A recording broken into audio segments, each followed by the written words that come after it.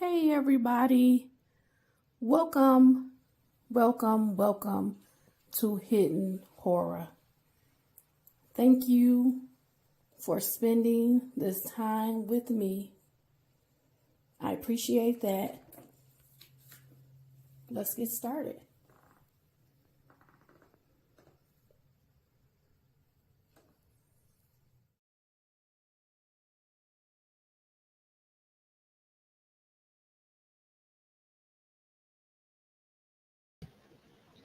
Hey everybody, welcome to Hidden Horror.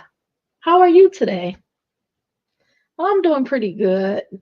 I had told you guys in a few videos back in my Idaho 4 collection that I didn't know a lot about the two surviving roommates. I'm going to say allegedly they're surviving roommates. I don't know. I just have like a ton of questions, concerns.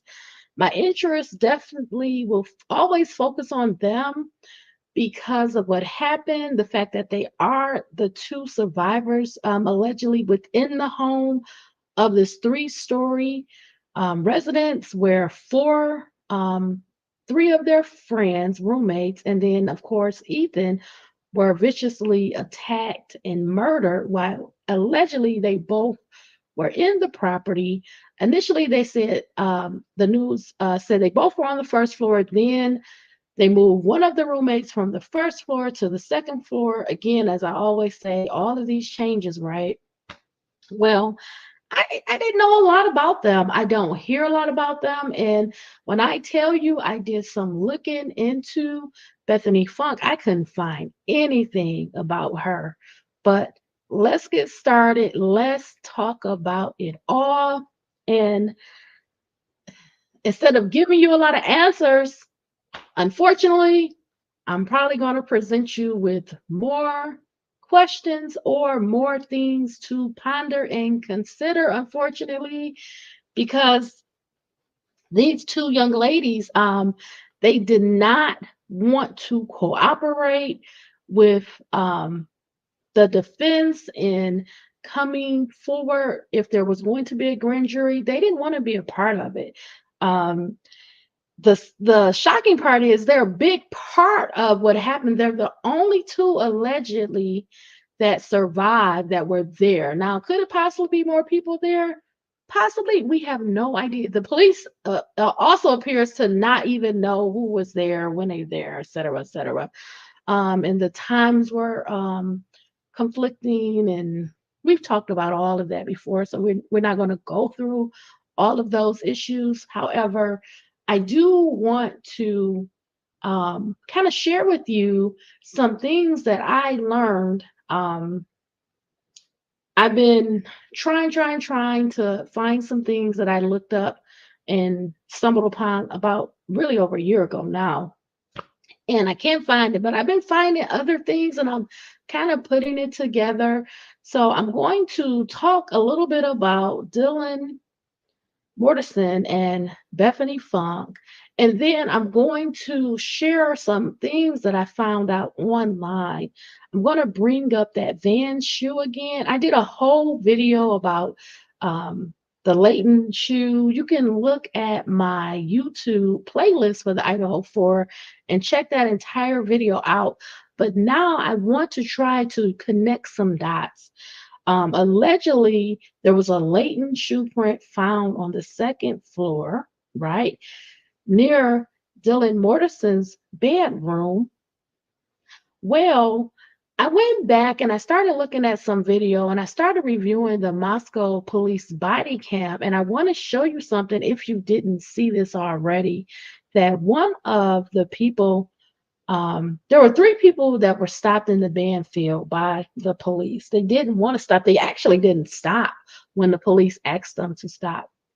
Well, anyway, the police talked to them and tried to discover, where were you? Where are you coming from? Where are you going? Etc.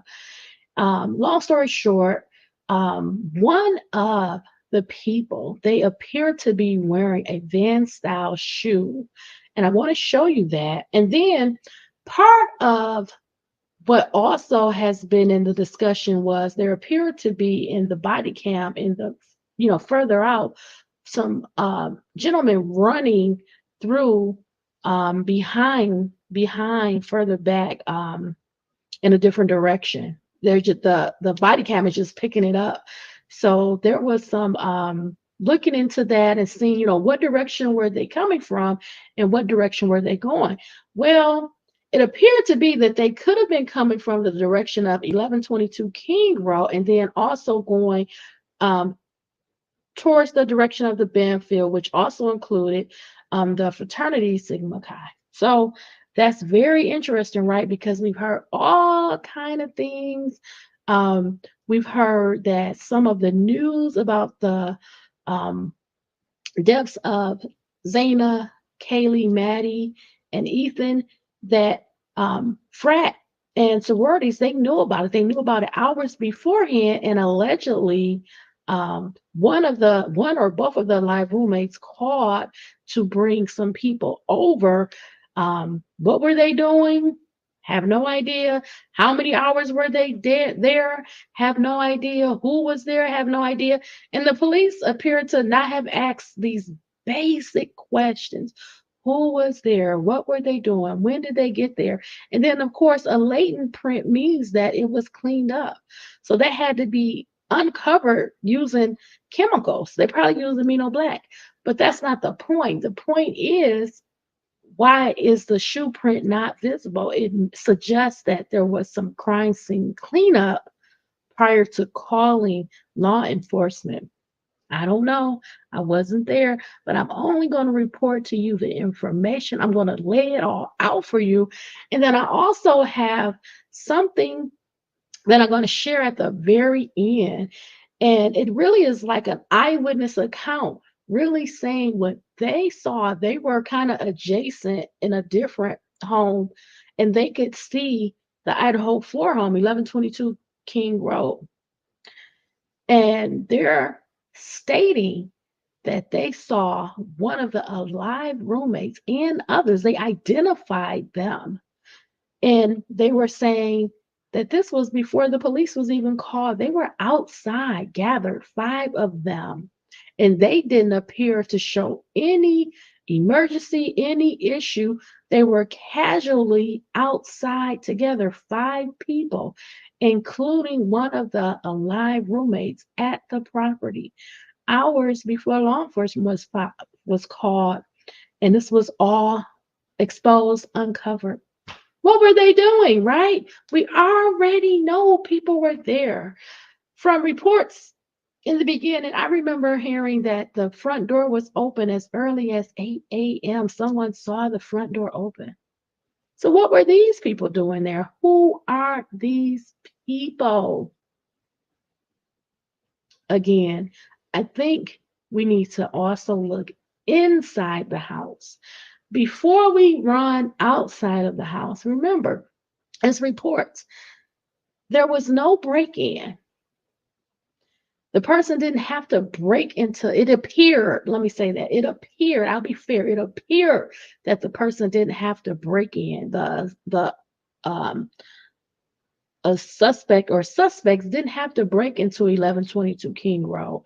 From looking at some of the pictures, it did not appear that there was anything stolen, like a robbery. It did not seem like there was a struggle like in the common areas, although we know that there was blood coming down on the kitchen cabinets. I believe that was blood dripping from the second floor. If you stack the house and you see where bedrooms are, you could have blood leaking down. And then there was also blood on the exterior brick of the home, too, seeping out. These children's blood, young adults, they weren't children, but they were still very young. 2021, that is young before you even had really a chance to go at life. So I'm here to share this information because I haven't really talked about the two surviving roommates, although I have kind of suggested in ways without really bringing them up so much that there is more to look into. There is more to investigate, some questioning for sure, maybe even a polygraph, even though they're not admissible in court, because, in all honesty, um, there's just going to be a ton of questions surrounding both um, Bethany Funk and, of course, Dylan Mortensen, from what they have um, put in their statements that happened, and also the fact that they were physically there. And guess what? They did not want to testify at the preliminary hearing.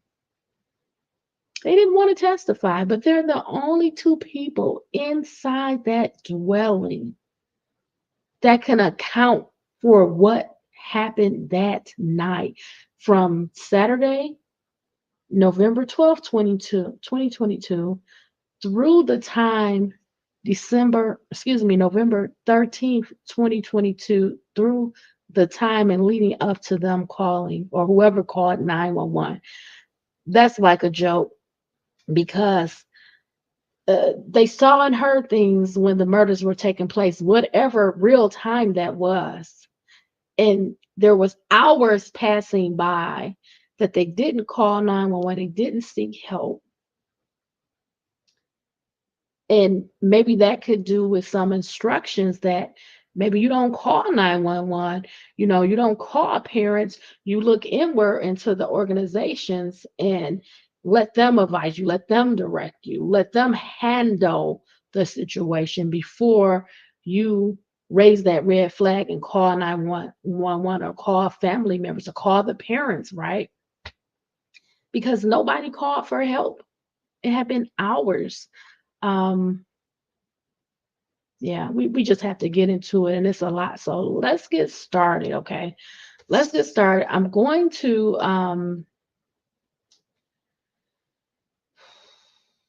we don't have anything particularly gruesome. But just I would just put up a warning, just if you're not able to handle any violent content, any discussions talking about death, if you're suffering with any grief or you're struggling, this may not be the video for you. Thank you for spending this time with me. I just suggest you click off because I am going to go over some articles and some videos, and I don't know if you can handle it. This is going to be a dark video, unfortunately. Um, but we have to talk about the surviving roommates. It is time. We are pushing towards 2 years, and we have to talk about what happened in that house. We can't ignore the fact that they were allegedly in the house at the time of the murders. They were there. They can assist law enforcement. They can describe what was going on. They can talk about the comings and the goings. They can talk about the timing of what was happening, what they heard, what they saw, how they handled things, all of that. Um, they are the closest to finding out the truth if the truth is told. We have no power over that. But anyway, let's get started. Let's get some background. And again, I've already said it's very hard to find anything out about Bethany Funk, but I'll start with Dylan Mortensen. This article is on historyglow.net. And it's Who is Dylan Mortensen? Exploring the life of the University of Idaho killings survivor. It's by Carrie on May 9th, 2023. In November of 2022, the brutal murders of four University of Idaho students rocked the small college town of Moscow and captured national attention. Dylan Mortensen emerged as a key figure in the case as one of two survivors who witnessed the killer. This article will provide background on Dylan Mortensen, insights into her personality, explore her role as a survivor in the tragic Idaho killings, and analyze the latest updates in her journey towards healing. Let me pull up a picture of her because I really want to do that when I'm talking about her. So let's see if I can get a picture of her up. I wasn't going to post a picture of her up, but I think I am, just so we can kind of like see, okay, who I'm talking about. Just give me 1 second. I have so many pages open because I have to have everything prepped for the video to kind of speed it up and keep it organized. This is a lot going on in these videos, honey. Okay, so this is Miss Mortensen, and let's learn about her. Dylan Mortensen was born in 2001 and grew up in Boise, Idaho with her parents and younger sister. She lived a normal, quiet childhood focused on school, sports, and spending time with family and friends. As a teen, Dylan developed diverse interests, including snowboarding, hiking, playing guitar, photography, and participation in church youth groups. She was known for her kind and gentle spirit. Dylan was a diligent student and graduated from high school with honors in 2019. She headed to the University of Idaho that fall with dreams of becoming an intensive care nurse. Let me see if I can find another nice picture of her. I always like to show like numerous pictures of people. Okay, so I'm trying to find another picture. Maybe that's not a good idea. Have one decent one up.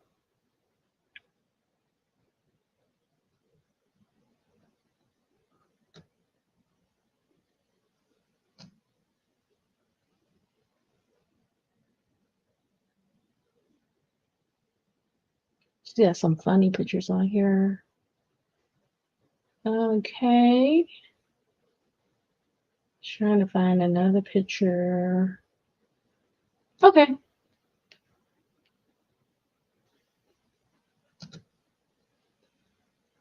I didn't want to put a picture of her with Brian Koberger, but that's a picture of her with Maddie. So anyway, those who know Dylan Mortensen describe her as selfless, nurturing, and dedicated to her studies. She loves the outdoors and staying active. Dylan enjoys reading, listening to music, and spending time with her boyfriend, Xana Kernodle, one of the slain victims. Dylan is known for her empathy and desire to help others, making nursing a fitting career path. She worked part time as a waitress while excelling in her challenging nursing courses at the University of Idaho. Dylan maintained a low key lifestyle in college centered on her studies rather than partying. She and Xana shared an off campus rental home with Madison Mogen and Kaylee Gonclaves, who also lost their lives that tragic November night. Let's see if I can get a better picture of Dylan. This is a cute picture of her. Let's see if we can make this bigger. Okay. On November 13, 2022, the quiet life Dylan had known was shattered when a masked intruder broke into her home and fatally stabbed four victims: Xana, Madison, Kaylee, and Ehan. Dylan Mortensen and roommate Bethany Funke survived, with Dylan providing the first look at the killer. After witnessing the horrifying scene, the two girls rushed out and called 911 at noon the next day once the attacker had fled. The small, tight knit community of Moscow was rocked by the senseless tragedy, and Dylan Mortensen faced profound grief over losing her best friend and three housemates.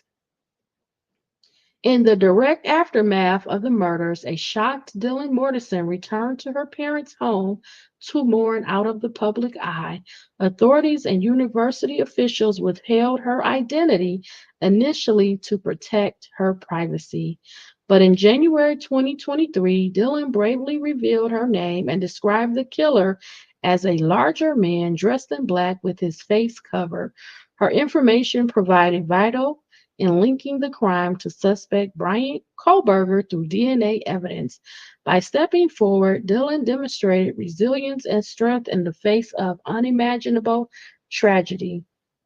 She hopes that sharing details about that night can help prevent future attacks and honor her slain friends. 2 months after the horrific killings, Dylan Mortensen continues coping with the trauma through therapy and support from loved ones. While the road ahead is long, she is determined to heal both mentally and physically from the scars left behind. Let me see if I can find another picture before I go on. Okay.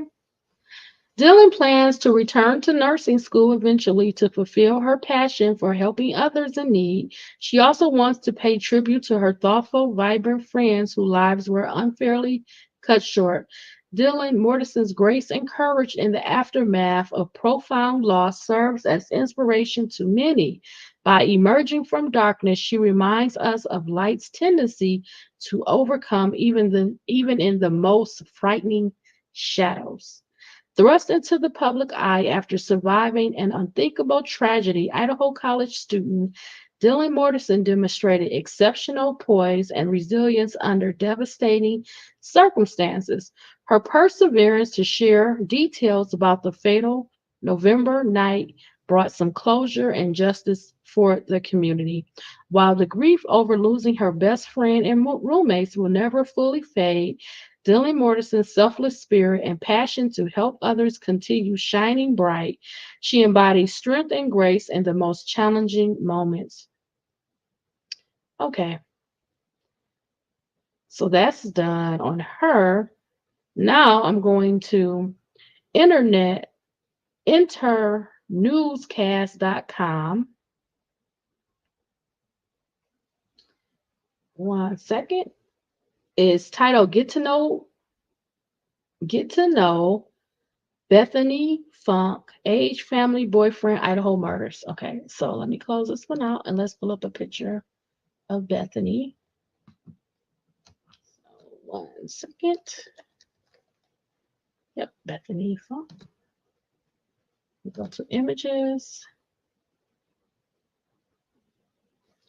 So let's see, do we have some more images of her? I think we have a very limited amount of images of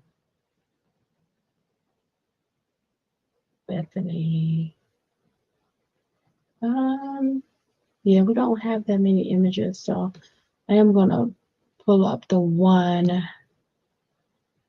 Okay, so we'll use that one and let me share my screen here. Okay.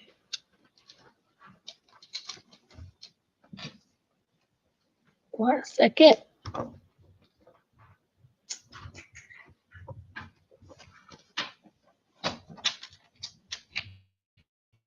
Like that.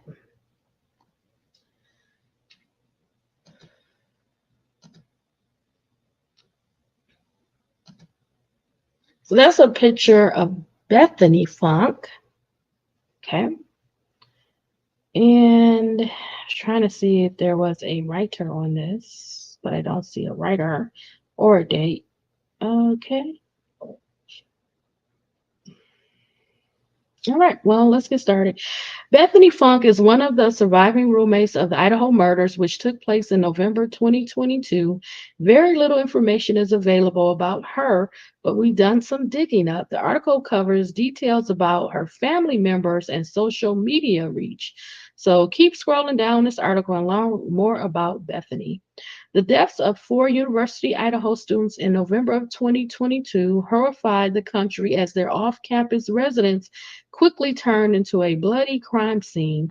One of the victims' surviving roommates, Bethany Funk, is currently in the news after Brian Kohlberger's defense team said she could clear his name. One of the two surviving housemates from the incident night is Bethany. Prior to their death, she shared a home with the students Kaylee Gonclaves, Madison Mogen, and Xana Kernodle. The defense team for Kohlberger asserted in April 2023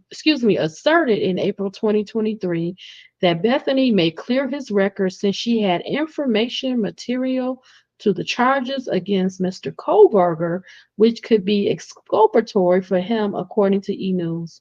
Mrs. Funk's information is unique to her experiences and cannot be provided by another witness, the investigator said, adding that it is necessary to subpoena this witness because the witness testimony is material and necessary to this case, according to the outlet. However, a lawyer for Bethany disputed the charges made by the investigator, arguing that there was no justification for the defense to ask for a subpoena for the preliminary court hearing, which is set for June 28, 2023. These statements are conclusory. The surviving victims attorney wrote in the motion against the subpoena, there is no further information of detail pertaining to substance of the testimony, its materiality, or the alleged exculpatory information of Ms. Funk, or why it would entertain at a preliminary hearing. The motion also pointed out that there is no authority to summon a Nevada witness for an Idaho-based hearing. A preliminary hearing is not meant to become a mini trial due to its limited purpose in deciding probable cause. Bethany's lawyer added in the motion. Bethany lived on the first floor with fellow survivor Dylan Mortensen, the person who allegedly came face to face with the killer during the night of the attack. In the aftermath of the slayings, Mortensen and surviving housemate Bethany Funk got matching tattoos as a tribute to the victims. As of April 23rd, Bethany Funk is 21 years old. Bethany Funk is understandably very private. However, we discovered her paternal grandfather's obituary. Her grandfather is named Detlef Funk, who died on February 11, 2014, at Renown Hospital in Reno, Nevada, due to a brain hemorrhage. I'm not sure what this has to do with anything. Yeah, I'm just gonna skip down. Yes, Bethany Funk is on Instagram, but her profile is private. She is also on Facebook. Currently, we have no information about Bethany Funk's dating life. As stated earlier, she is very private after that harrowing incident because her social media doesn't provide much information about her romantic involvement. It remains unclear if Bethany has a boyfriend or if she is happily single at the moment. No, Bethany Funk's job details are not available on social media. Details related to her current job and past locations are yet to unearth. Bethany Funk is originally from Reno, Nevada. She is reportedly back in her hometown after the Idaho murders. And that's it. So again, you can't find, and I searched and I looked, can't find much out about Bethany Funk. Okay. Um, let's move on because we have other things to go to. So I'm going to close that out. Yes, close that out. Trying to keep as few things open because we have a lot to go over. So,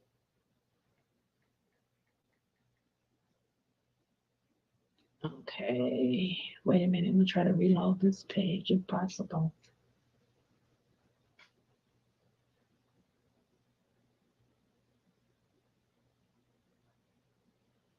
Okay, so we heard that the defense, they wanted to subpoena Bethany Funk to testify at the preliminary hearing, which was scheduled for June 28th, 2023. We know that that hearing never happened because the prosecutor, they took the case to the grand jury, which does not include the defense. They're able to set up all of their evidence in front of the grand jury, and they did a federal grand jury. We just learned that. So they did a federal grand jury indictment on Brian Koberger. They were able to obtain an indictment on Brian Koberger. Now, before all of that happened, the defense wanted to depose Bethany Funk, and there was an agreement for that to happen. Now, did that happen? I don't know, but let's go to it. So the article comes from the dailymail.com. It's dated April 24th, 2023 is written by Ruth Bashinsky for DailyMail.com and is titled Defense Attorney Preparing for Trial of Quadruple Murder Suspect Brian Kohlberger subpoenas one of two surviving housemates claiming she has exculpatory evidence as a witness in the 4 a.m. killings. A defense investigator working on the Brian Kohlberger murder trial has filed a court document claiming that a surviving housemate who was in the home when her four roommates were killed has exculpatory evidence that is necessary to his defense. Now, exculpatory evidence is evidence that would tend to prove a person's innocence. But if she is a surviving roommate and she's made these statements, somehow, some way, Brian Kohlberger, he's asserting he's not guilty. So he feels if she can be cross-examined, this is what I'm assuming, the truth will come out and she can then detail that he was not the person involved or at the house. That is my thinking, okay? Anyway, let's move on. Kohlberger, a former criminology PhD student, is accused of fatally stabbing four of the six people inside an off campus home on November 13th, 2022. The survivor, named in a Nevada court filing as Bethany Funke, 21, allegedly heard or saw things that could exonerate Kohlberger. That's what I was thinking, okay? Investigator Richard Bytoni, who is working for Ann Taylor, that's Kohlberger's defense counsel. Kohlberger's court-appointed attorney has now subpoenaed Funk to appear on June 28th, and if she refuses to appear, could face a potential fine of $500 or 25 days in jail. Kohlberger's defense team aims to challenge the probable cause used to justify his arrest at his scheduled preliminary hearing in June and claim Funk has exculpatory information that is material and necessary to the alleged killer's defense. During the course of my investigation, it became known to me that she has information material to the charges against Mr. Kohlberger, Bethany wrote in an affidavit. It was Funk who found the bloody bodies of her three housemates, and she has argued she should not have to appear because she now lives in Nevada, not Idaho. I mean, that sounds ridiculous, right? Through her lawyer, she slapped down the foreign subpoena and said a judge must have a hearing before Funk can be required to testify. Madison Mogen, 21, Kaylee Gonclaves, 21, Xana Kernodle, 20, and Kernodle's boyfriend, Ehan Chapin, 20, were allegedly murdered by Kohlberger in November. One of the two survivors allegedly heard a commotion and witnessed a masked man exit through a rear sliding door, according to a police affidavit. The second survivor in this case, Funk, is alleged to have heard or saw things that could clear the suspect, according to Bytoni's affidavit.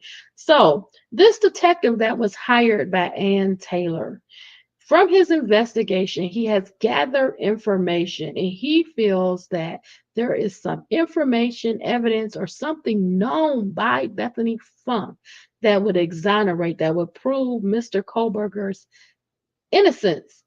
And Bethany Funk is saying, well, I don't even live in Idaho anymore. I live in Nevada. I don't have to come because I'm out of state now. I mean, how important is this? You know, let's continue. Bytoni argues that the information Funk possesses is unique to her experience and cannot be provided by another witness. So, really, what it comes down to is we want you in court under oath, under penalty of perjury. Don't make a false oath. Don't make a false declaration. We want it from you, Bethany Funk. We don't want to read a PCA, a document. We want the words to come from you. We want to be able to cross-examine you. You can't hide what you know forever. This has been pushed and pushed and pushed along. We're almost 2 years in. When is the truth going to come out? We just want the truth. Is it that hard? Anyway, let's continue. Kohlberger's defense is now asking the court to compel her to provide testimony at his scheduled preliminary hearing in June as they hoped to challenge the probable cause used to justify his arrest. So, did the prosecutor circumvent this by going to the grand jury, going to the federal grand jury and getting an indictment through them versus the preliminary hearing? Because she would have been allowed to cross examine Bethany Funk and any other witness. You get to cross examine them at the preliminary hearing.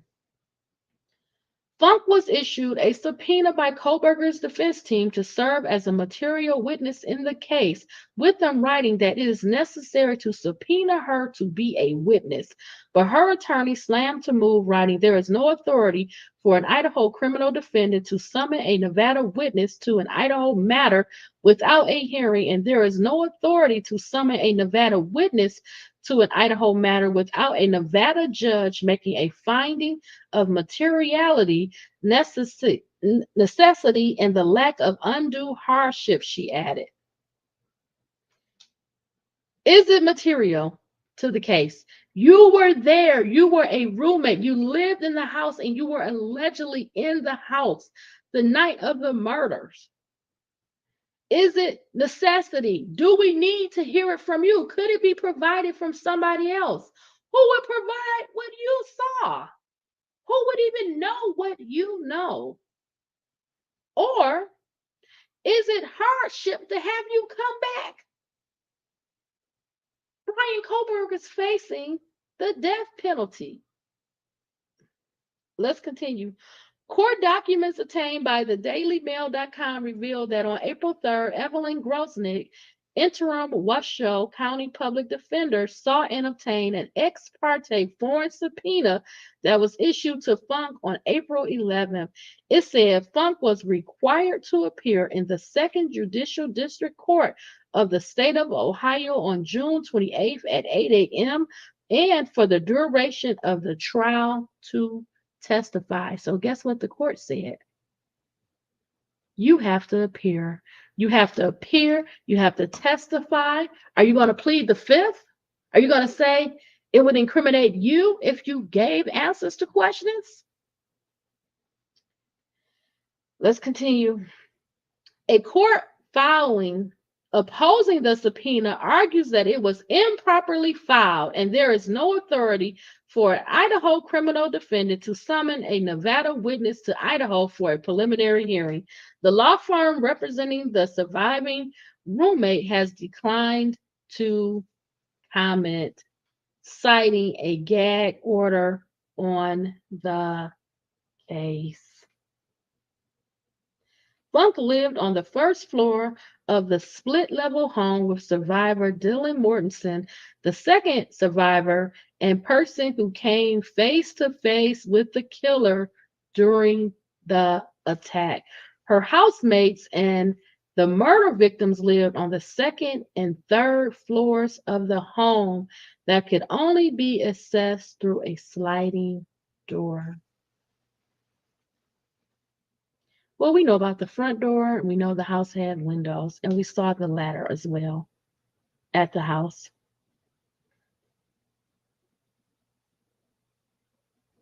Her housemates and the murder victims lived on the second and third floors. So where did Dylan live? First they said she was on the first floor.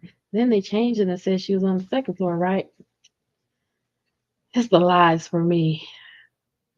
Anyway, though police have not revealed where Funk and Mortensen were hours before their roommates were killed, they confirmed both women got home just after 1 a.m. Where were they? What were they doing? They said they were out in the community, but separately. What were they doing that night? Where were they, right? Their roommates who were killed arrived back at the house at 2 a.m. Funk was also a member of the Phi Beta Phi sorority with Kernodle and Mogen. Kohlberger, 28, was charged with 4 counts of first-degree murder and burglary in late December. He has not yet entered a plea in the quadruple homicide. His next court date is June 26 for a probable cause hearing. The accused murderer and criminal justice major is currently being held in a maximum security cell at Latah County Jail in Moscow, Idaho. When DailyMail.com contacted Funk's attorney, they were unable to speak due to a court order. That's one article. I'm trying to lay it all out for you because we're going to be moving in a different direction very soon.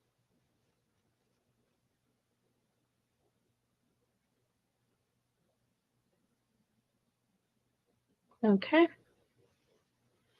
let me pull the next article.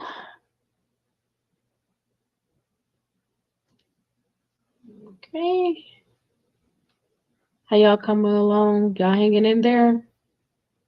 I'm trying to lay it out, make it plain, make it simple.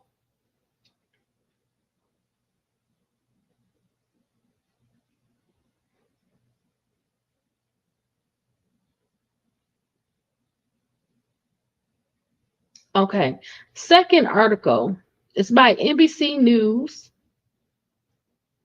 It's titled Surviving Roommate in Idaho Student Slayings Won't Have to Appear at Suspect's Hearing. It's dated April 24th, 2023, and it's written by Eric Ortiz. One of two housemates who were in an off-campus residence when four University of Idaho students were slain in November won't have to attend a coming hearing for murder suspect Brian Kohlberger after they asked a judge to reject a subpoena by his defense lawyer. This is wild. This is wild to me. Allegedly, you're a witness, you're a surviving victim.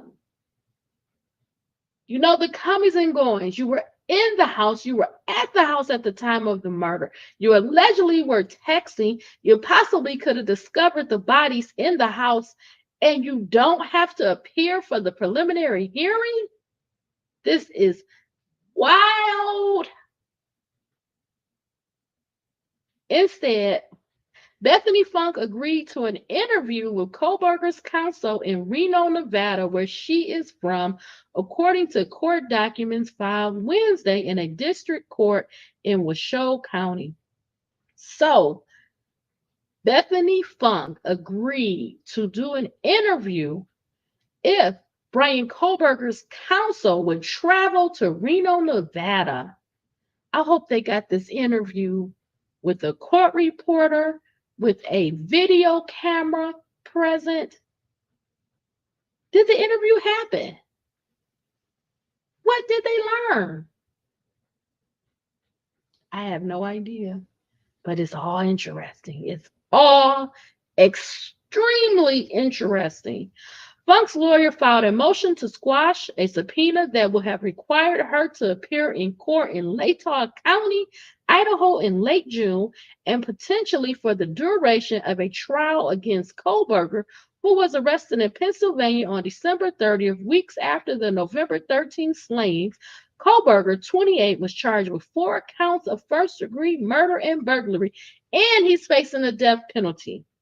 A preliminary hearing is scheduled for the week of June 26, when prosecutors will begin presenting evidence, which we know didn't happen because what did the prosecutor do? Do the federal grand jury indictment. So that day never came. Protecting these witnesses / victims. Kohlberger has yet to enter a plea. A motive also remains unclear.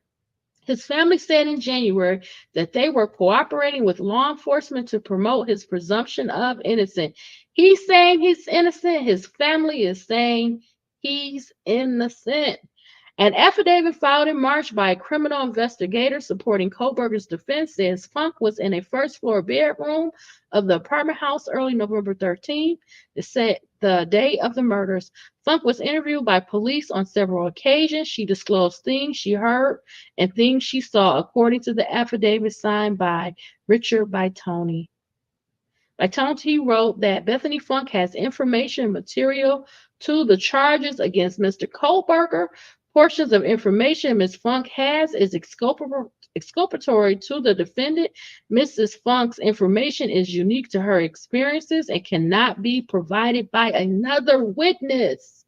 Funk's motion to squash the subpoena said the statements in the affidavit are without support and there is no further information or detail pertaining to the substance of this testimony.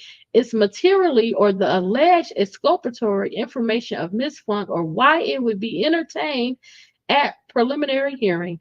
The motion also said that the subpoena was issued without having first allowed Funk to address her concerns and that there is no authority for an Idaho criminal defendant to summon a Nevada witness to Idaho for a preliminary hearing. Even if she is aware of evidence that could help clear Kohlberger's name, it is an issue that should be presented at trial, not at a preliminary hearing. Funk must attend. The filing said, well, the preliminary hearing is to establish that the person that you're seeking, that you feel did a crime, does the evidence arise? You have to demonstrate, you have to prove it. You have to show probable cause to prosecute them. You have to see that there's enough evidence. So yes, this is the time to present your witnesses, your testimonies, like put it on like a mini trial. Anyway, the Reno law firm of Kelly and Viloria, who is representing Funk, has declined to comment. Neither the public defender's office in Washoe County nor Kohlberger's public defender in Idaho, Ann Taylor, could be reached for comment. Funk and the other surviving roommate, Dylan Mortensen, have not spoken publicly about the case, although they have honored their slain friends in letters read at a church vigil in December. Funke and Mortensen shared their apartment house with Maddy Mogen, 21, Kaylee Gonclaves, 21, and Xana Kernodle, 20, who were stabbed to death along with Kernodle's boyfriend, Ehan Chapin, 20. Chapin had been staying at the home overnight. Investigators said they traced male DNA that was on a knife sheath left at the crime scene to Kohlberger, who was then a doctoral student at Washington State University, less than 10 miles from the University of Idaho. Other evidence included security video from the area where a white Hyundai Elantra was spotted that investigators said was driven by Kohlberger, according to a probable cause affidavit. Authorities have not said whether Kohlberger knew the victims or why he would have targeted them or the house. The murder weapon, believed to be a large fixed blade knife, has not been recovered, police in Moscow have said. Initial reports from investigators said Funk and Mortensen were asleep during the stabbings, which police believe occurred between 4 a.m. and 4:25 a.m. One of the surviving roommate's cell phones was used to call 911 several hours later. According to the probable cause affidavit, Mortensen provided police with the most detailed eyewitness account before the slayings. She said that she saw a figure clad in black clothing and a mask, and that she stood in a frozen shock phase when she noticed the person walking toward a back sliding glass door. She then locked herself in her room after seeing the male. This is so conflicting because she also said that she thought the person was a party goer. So why would you be in a frozen shock phase if you thought the person was there for a party? Which doesn't make sense. But anyway, the affidavit does not make it clear whether she said she made eye contact with the figure. Further details remain publicly unavailable after Latah County Magistrate Judge Megan Marshall issued a gag order in January, barring lawyers, police, and other officials from making statements. Okay, so the articles are down. We won't have any more. Thank you. Now, we're going to kind of turn our attention to some videos. We're going to go over, there's 4 videos. I'm going to try to acknowledge the videos before I start playing them.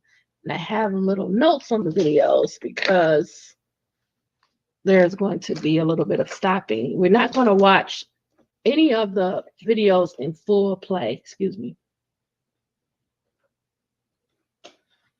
Let's have a sip of water. We're not going to watch any of the videos in full play. We're just going to watch pieces of each video. The first video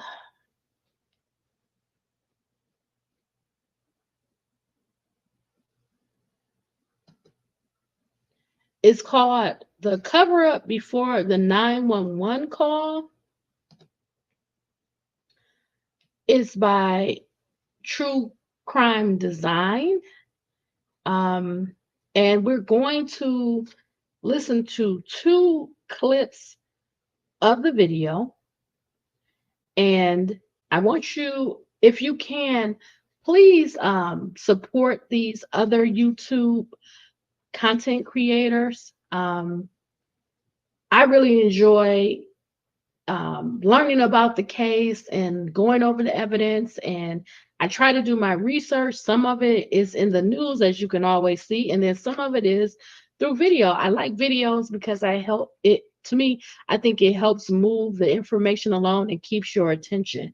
So I'm going to play the first clip, and it's going to be at the time he was the police chief. His name is James Fry, and he was at a press conference, and he was talking about the Idaho 4 murders. And um, I want you to hear some of his comments, and then it's going to be another expert excerpt out of this video that's going to be a couple of minutes, and we'll talk a little bit about that. So the first excerpt is going to be about 7 minutes long. So I'm going to enlarge this so we can really focus in.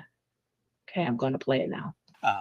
I cannot disclose any of that information. I don't even know that information at this point in time, and that's why we're continuing to investigate. Were the roommates home at the time of the attack? There was other people home at that time, but we're not just focusing just on them. We're focusing on everybody that may be coming and going from that residence.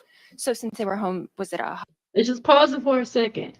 So he's saying that they're not focusing on the two surviving roommates. So that would be, of course, Bethany Funke and Dylan Mortensen. And he's saying that there were also other people at the property. Okay.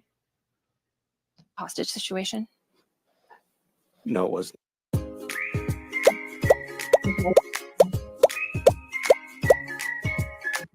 Not.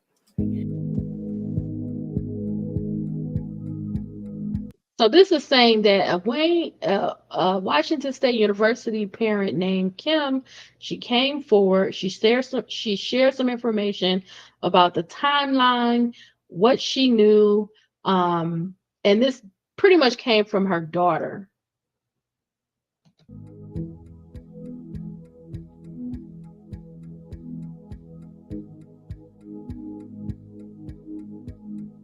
They're saying that Kim's identity, and she's been very vocal. I've seen other things on YouTube, but she was verified through Lana from Truth and Transparency, and also Daniel from the Drunk Turkey Show.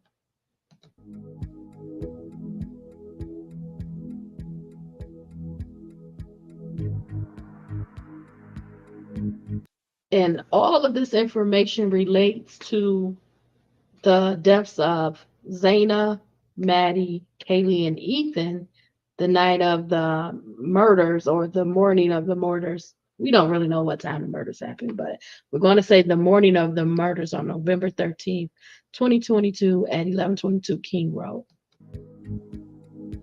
Oh, like what happened? And she told me that 4 students were stabbed, and they had died, and that she and I said, well, how do you know that? She said her sorority sister, who is a nursing student and attends school in Spokane, often when she's in town will stay at with my daughter and her roommates, because they're all friends. They're the same. It's called a PC class. They all graduated together. They're PCs. I think they're PC 19s. So so her sorority sister called and told her, and the reason and I said, well, why did she know? And she said because of her boyfriend, Mom. He goes to UI, and so she's friends with. Okay, so let me pause it so it's not a lot of confusion. Her daughter has basically confided in her mom and told her this information. She has a friend that's in the same sorority. She comes to visit, And her friend is who got downloaded all the information from her boyfriend who is in the fraternity. And all of this ties into, again, the foundation of what I said. 1122 King Road, sometimes the house will be rented out with only males in the fraternity. And then at this particular time, the house was being rented by only females in sorority. So the news travels fast and the kids are connecting and they're sharing information. They're all in the same sorority. And then again, we have the fraternities, right? But she got this information from her friend where she's dating her boyfriend who's in the fraternity.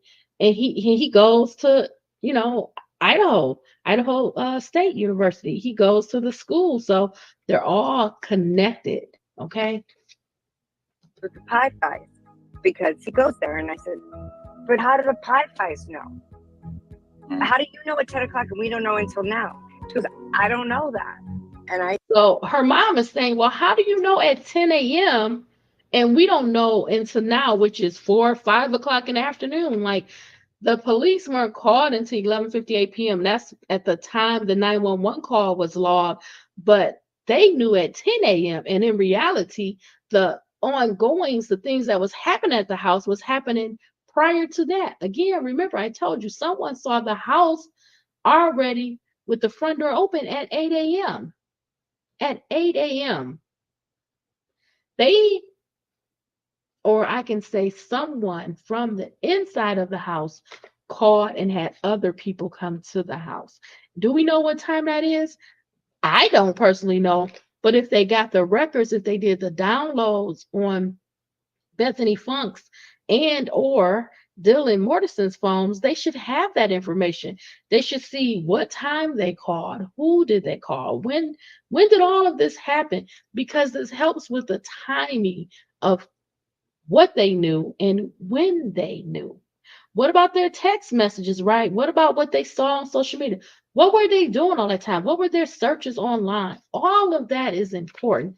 That's why it is astonishing, shocking when you hear that Bethany Funk does not want to appear at the preliminary hearing when she was a big part of this case as both a victim allegedly and then of course a witness allegedly if she was there. She's a big part of it. said, but why do you know now? Why did you know at 10? And it's 4 o'clock, 5 o'clock, and we don't know. And you know everything that happened, but the news doesn't say that. Because at the same time, Heard what she said? She said the news doesn't say that. Now you remember the victims' families didn't even know, but they're extended out. They don't live in Moscow, Idaho. But these students, these fraternities and sororities and the friends and how they're connected, the information is traveling much faster. It's getting to them because at some point, someone at 1122 King Road that was alive reached out. And once that happened, what was known in the house between the alive roommates, if both of them knew or if one of them knew, now it's out.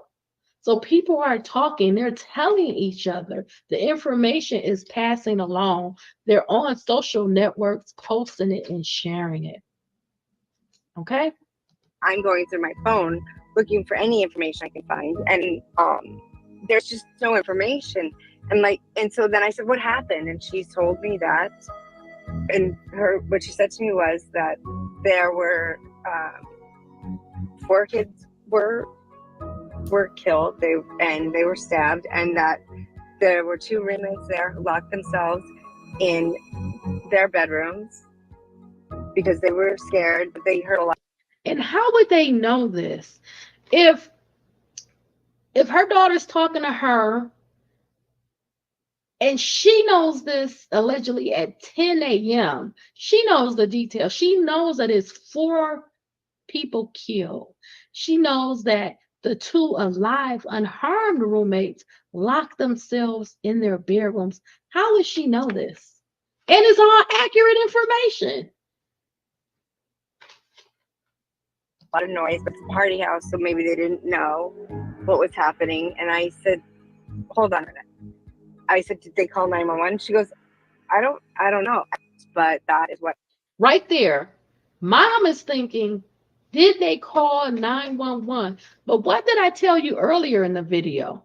Have they been told not to call 911, not to contact the parents? Is there some unspoken guideline? Is there some rules that if you're in a fraternity or you're in a sorority or something happens within this house, you don't reach out outside of the organization? You let us know, you contact us, and maybe that's why those calls were being made, not to 911, not to parents. It was made to other people that potentially were in either the fraternity or sororities. They all knew. They knew for hours before the police were ever called. I was told. That is what and I did correct it with the FBI as soon as I learned that this is not working. It's not right. So, well, a lot of kids were there, like 8. Did you hear what she just said? She said a lot of kids were there at 8. That goes in line with the reports that the front door was already open as early as 8 a.m. That's hours. That's hours before the 911 call at 11:58, plus whatever time the murders took place. We know the last contact activity on Kaylee and Maddie's phone was 2:52 a.m. So we know the murders occurred after 2:52 a.m. for Kaylee and Maddie. And we know that allegedly Xana was on TikTok about 4:11 a.m. So we know the murders technically on the second floor probably occurred after that time. We also know that Xana got a delivery of food about 4:05 a.m. And we believe that she was alive at that time. Again, did they take the contents of their stomach, see how long the food was processed? That can help with time of death. But we have this period of hours where 911 was not called, but allegedly the fraternities and sororities knew what was going on. The information was shared out, and they knew well before the police knew, and it appears that people were at the property as early as 8 a.m. What was on the calls?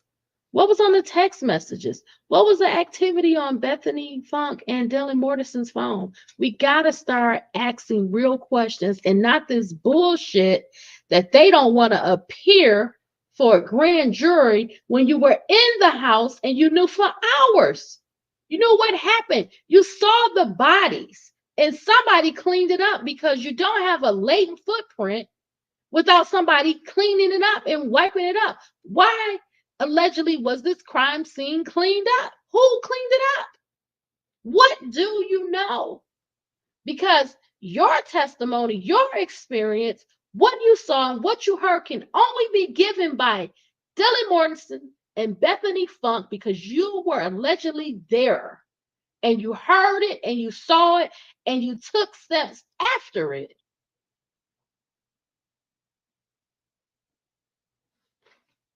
Like early in the morning. Mm-hmm. They were there early in the morning. 8 o'clock. That's what you said. It seems like I think the sorority sister might have stayed at my daughter's house or not, but knew at 8:30, and there was a narrative discovered and built. And there, wait a minute. Did you hear what she just said? There was a narrative discovered and built. There was a narrative discovered and built. That means that they had to create a story. They had to put together a scenario that would be believable why these 4 people are unalive. So what really happened? Who decided on the narrative? Who put the story together? Who was involved? We can only go to you, Bethany, Funke, and Dylan Mortensen? Who decided? Who decided what was going to be said? Who led the story off? What was the story? Is it this story that someone came in and stabbed these students up? So what's the truth? If that's not the truth, that there were stabbings, was it the alternatives that's been flying around? Was there a drug overdose? Was there a shakedown? Was there a robbery?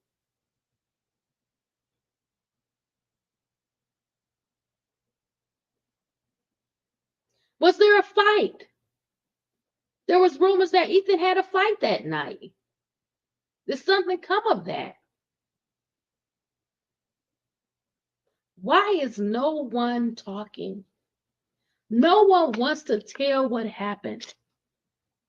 I want to play it back because I got off of it so you can hear it all again. And they had died, and that she and I said, well, how do you know that? She said her sorority sister, who is a nursing student and attends school in Spokane, often when she's in town will stay at with my daughter and her roommates because they're all friends. They're the same. It's called a PC class. They all graduated together. They're PCs. I think they're PC 19s. So so her sorority sister called and told her, and the reason and I said, well, why did she know?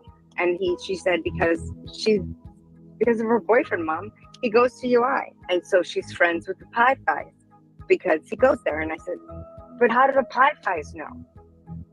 How do you know at 10 o'clock and we don't know until now? She goes, I don't know that. And I said, but why do you know now? Why did you know at 10? And it's 4 o'clock, 5 o'clock, and we don't know. And you know everything that happened, but the news doesn't say that. Because at the same time, I'm going through my phone looking for any information I can find. And there's just no information.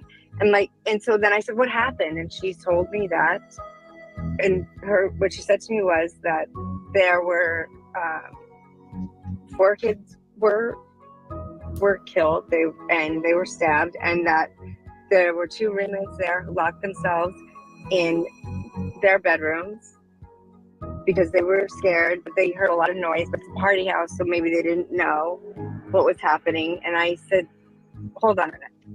I said, did they call 911? She goes, I don't know. But that is what I was told. That is what and I did correct it with the FBI as soon as I learned that this is not working. It's not right. So well, a lot of kids were there early in the morning. Mm-hmm. They were there early in the morning. 8 o'clock. That's what she said. It seems like I think the sorority sister might have stayed at my daughter's house or not, but knew at 8:30, and there was a narrative discovered and built, and 2 people who are really important to the case I don't think they did it. I think they thought it was a shakedown. I do not think any. So again, this idea that it was a shakedown, there's all kind of things floating around saying that this was a drug house, this was a known drug house, that drugs were being sold, right? I've even seen a video talking about the overdose, that this was possibly an overdose. And they didn't want to take the person to the hospital. And that overdoses in this area was very common. It was a high number of overdoses from drug use.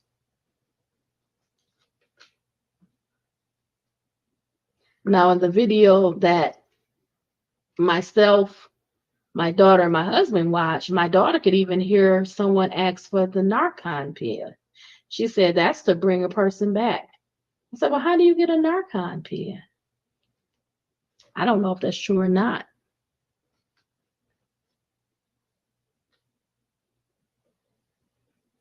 Was the possible overdose trying to, not take the person to the hospital? Was the stabbings to cover up the overdose? Because I can't authenticate that video, I would not share it.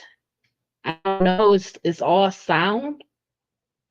But that kind of makes me wonder, right? They're saying it's a shakedown. Well, what would they be shaking down the house for? Is the house known to be a drug house, allegedly? I don't know. Student did it, Right. but I think that they But all nobody know told you far that, more right? That's than they're something that saying. when it comes to the She said that she thinks they all know far more. And I agree, they were there. They were in the house. They know what was happening in that house. There were huge parties. Sometimes people go to parties to purchase drugs, to use drugs, especially if it's a space where you can kind of sit and relax and drink. Let's keep shakedown going. stuff. Well, I know That's that not he, something that your daughter well, told you that she shakedown thought it stuff. was a Oh no, shakedown. that I was told. No, Okay. I was told that. You were told what? How? When were you told that? They were. It was a drug house that they were there. They're saying that the house was a drug house, a known drug house. This is not even the fifth time that I've heard this. Like to me, this was like a common, very known thing that 1122 King Road had a history of being a drug house. And maybe that's what the parties were for, right?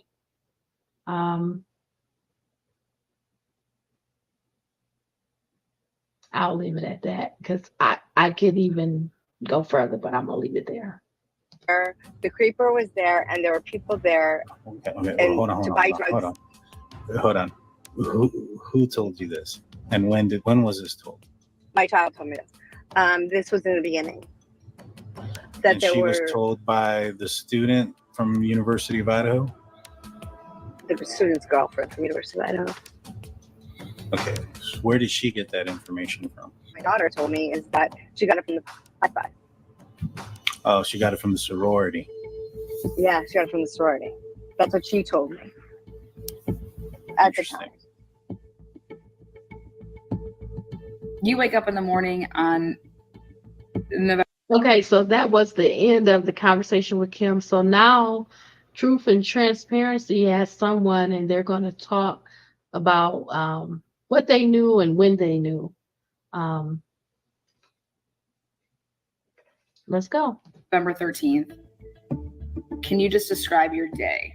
So I don't remember like exactly when I woke up. I just remember like waking up and opening up my Snapchat, and there were dozens of Snapchat messages in all the group chats. And I just remember like, oh, this is kind of whack. And then like I got up and I was like getting ready for work, and then like when I kind of like woken up a little bit more, I started to go through them because I did not want to have to read a lot of shit early in the morning. And then I ended up like I was just sitting there scrolling through it, and then opened up the messages, and then there it was. It was like, holy shit, did you guys hear about what happened? Like blah blah blah blah blah. And I'm scrolling up, and there's just, I mean, lines and lines and lines of text. Everyone's talking about it. Everyone's awake. I mean, and this is before 9:30 on a Sunday. And I remember that because I had to go to work. I ended up not going because I wanted to be with my brothers, right? Kind of obvious. Mm-hmm. But yeah, and it's like I don't remember what exact time I woke up, but I remember like, yeah, we were all talking about it. We all knew about it.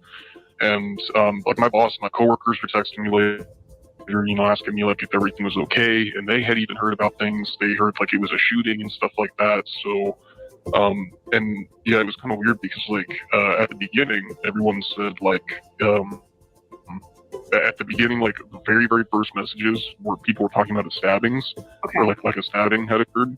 And then it changed to an OD, and it was just. So you hear what he says, that people were talking about the stabbings, then it changed to an OD because they literally have a video out there saying that one of the 4 victims OD'd, and they were not going to take him to the emergency room. They asked about a Narcan pen. I'm telling you, it's wild. Let's continue. It's kind of weird, like looking back on it, it changed to an OD so quickly, and like nobody questioned it, and like we didn't question it either because we knew there were drugs in that house, and like just. He knew that there were drugs in that house.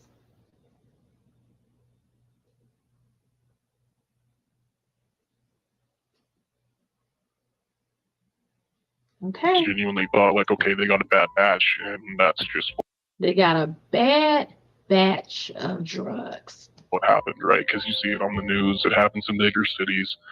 So you said you had to go to work, and you said you had to be to work at 9:30. So this would have happened before, like you got to work. Yeah. How'd that No. work out? Yeah. Yeah. No. This was definitely and it was like a I don't know 5-10 minute drive to work, and like I had to like get ready too. So you're talking like well before 9 o'clock in the morning at least. Hi, Heather Roberts with ABC News. Just to follow up on what she asked. So the other two roommates were there at the time of the attack? All the information we have from our investigation is that yes, they were. Okay, but they were unhurt. That is correct. So is there any explanation as to why it took so long then for someone to call 911? You have surviving witnesses to an incident at 3 or 4 in the morning, and the 911 call didn't come until noon? I don't think I ever said that they were witnesses. I said they were there. Isn't that amazing, though? You didn't say that they were witnesses. You just said that they were there. Just the lies for me. So, we don't know why that call came in at noon and not. Why don't you know why the call didn't come in until 11:58 a.m. when other people were allegedly at the house at 8 a.m.? Do you know about that? Do you know who was there then? Do you know what they were doing for those hours? Not in the middle of the night. Would have we loved for that to have happened? Yes, but that's not how it took place. So that's why we're investigating everything still to try to Investigate it for real and stop coming up with this bullshit. Let's move on. We have to move on to a different part of the video. You can watch the full video. It's linked on the Hidden Horror Facebook page.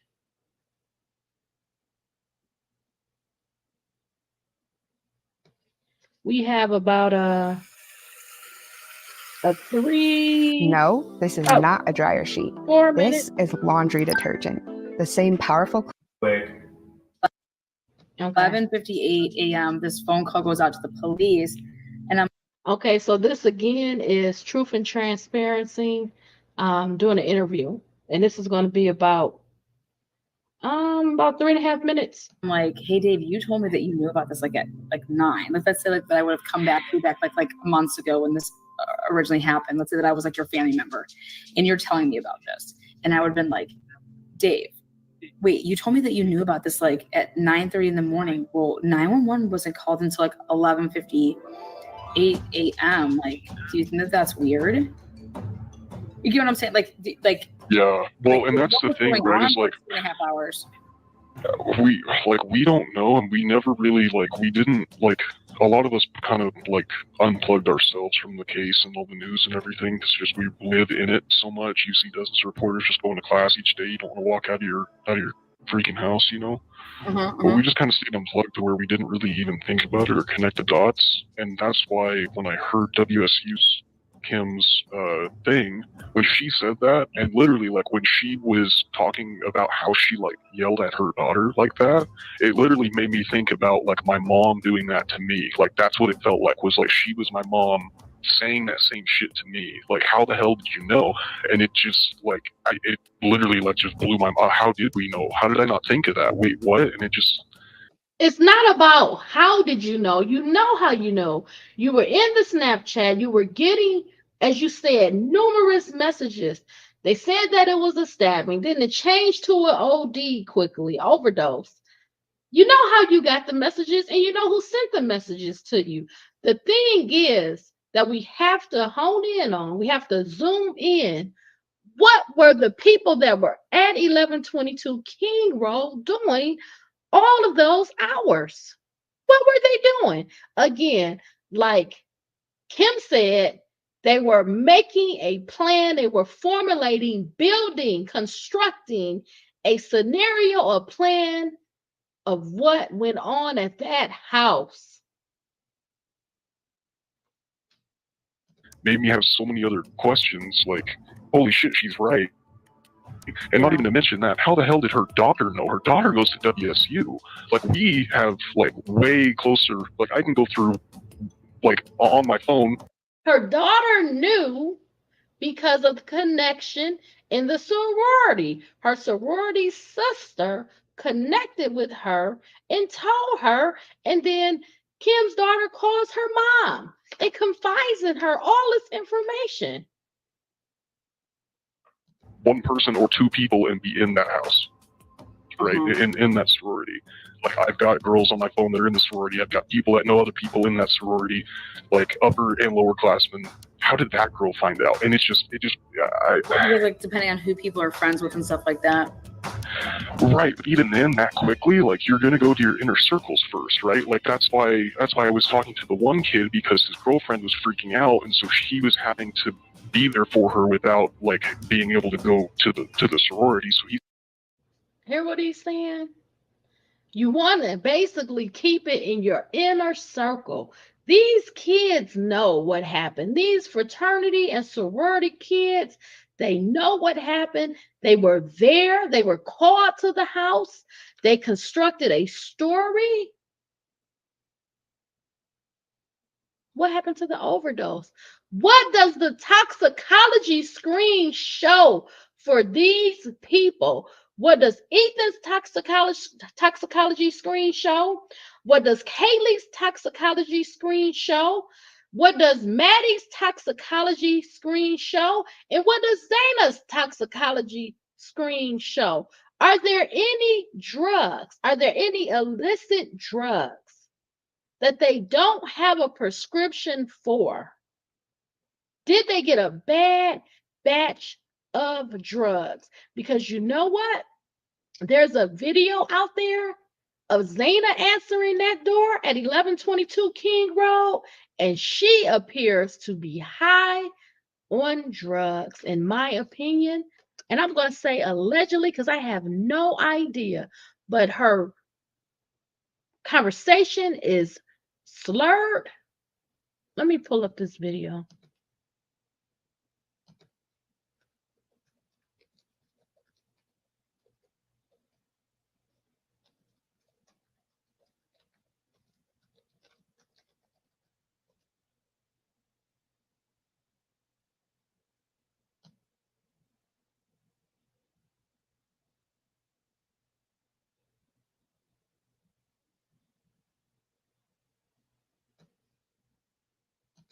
Just go to YouTube.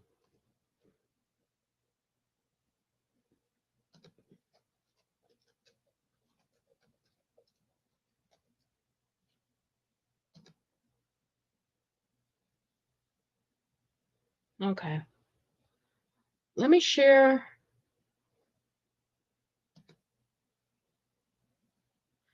Let's finish out the remainder of this video, and then I'm going to go to the video of Xana. Let's finish this out, and then I'll go to this brief video of Xana answering the door at 1122 King Road. Oh, this really jumped. We were almost done with it. Let me see. We were about at like, maybe we'll go here.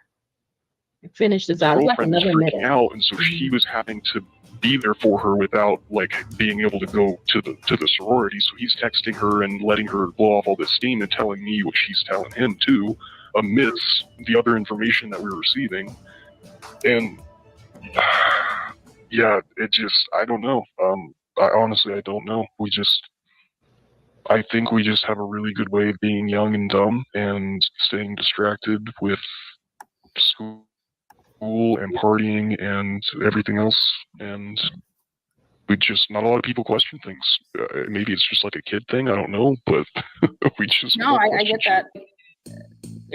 Unless you have personal knowledge, but like for 911 not to be called for 2.5 hours, let's just say, but everybody else is messaging each other, that would mean that somebody had to message to get this thing going. It had to be from the inner circle of whoever was in that house to have possibly told everybody to get that going. You get what I'm trying to say? 100%.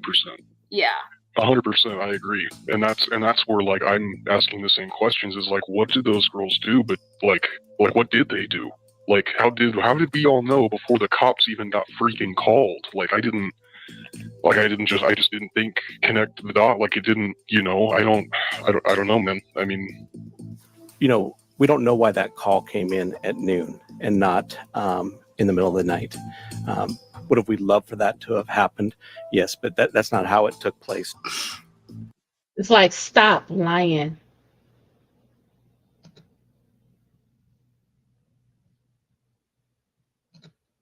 Let me show you this video of Xana Kernodle.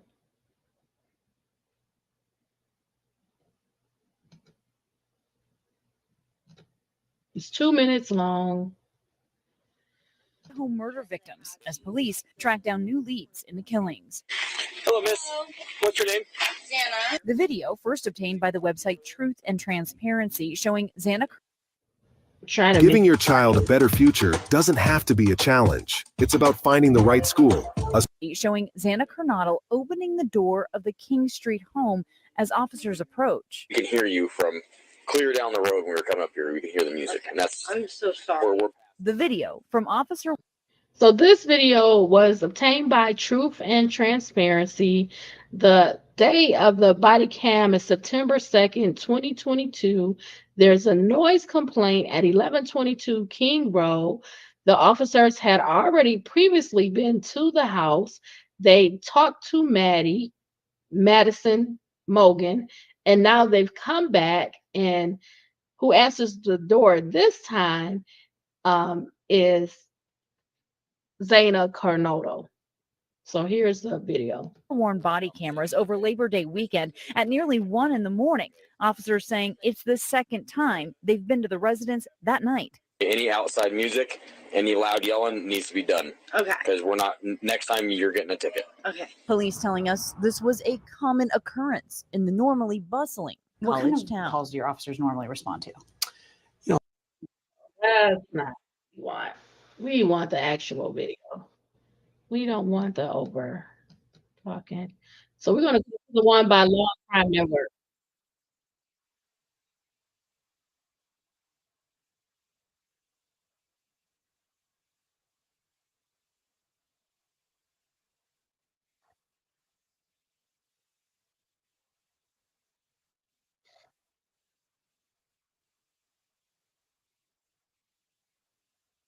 So if you can see the setup of the house, the police are actually in the back of the house. That's where the speaker was. And they went back there, had them turn the music off. You see how dark it is? And now they're walking along the side. And it's really odd. I don't see the ladder.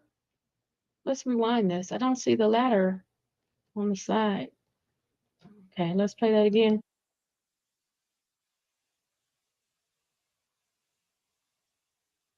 Because that's the back right here, the patio. That's the kitchen, but I don't see the ladder.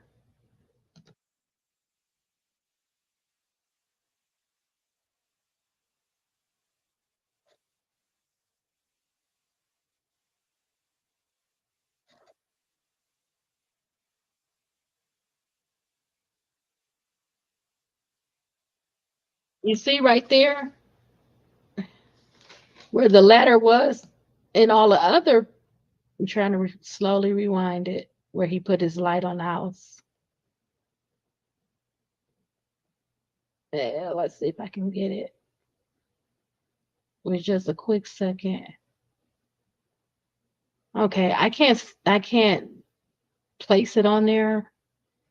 But as he's walking by, he puts the light on the house. Okay. He puts the light on the house, but the ladder that should be like right here, I'll try to move this around, is not there.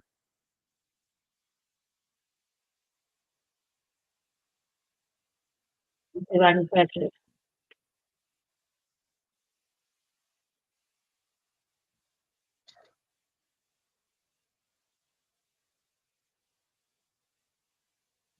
right there.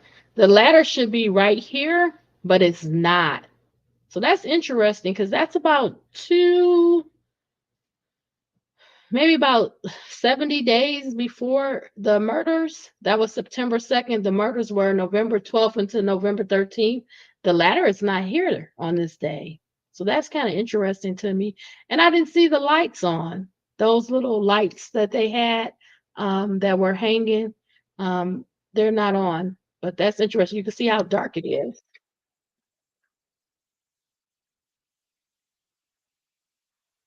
Look how dark it is.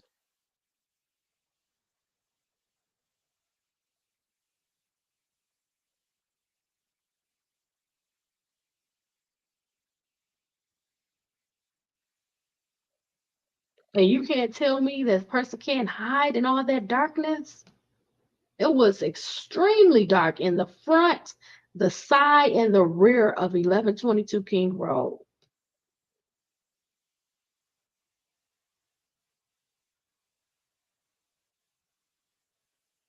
You hear him say that? He said Megan.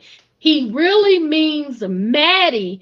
He said, I have her information and I have her cell phone number too.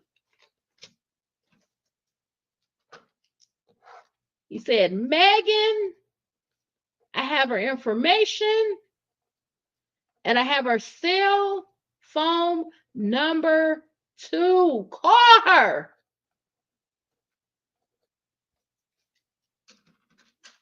Can't make it up, man. Maybe Kaylee thought that she was being stalked when really Maddie's being stalked.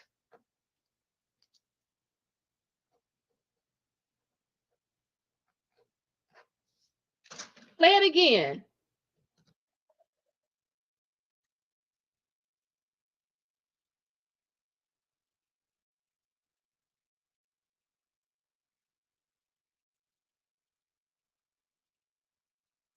He said, call her. I have her information. I have her cell phone number too. So are we missing another body cam if they came into the property on a different day? Or is this the call? No. They had to have met with Maddie at a different time, maybe the same day or prior to that, because he says, I have her cell phone number too. I have her information. This is September 2nd, and it's at 12:36 a.m. in the morning.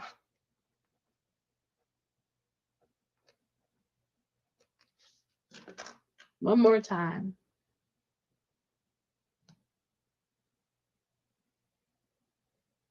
I don't know how we even jumped that far ahead.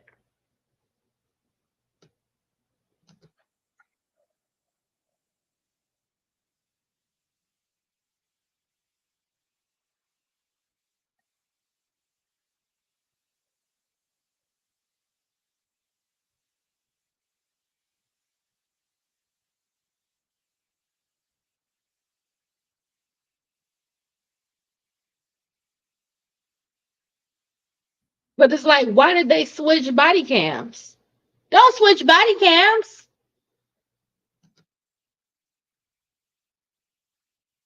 Said, did Megan talk to you earlier?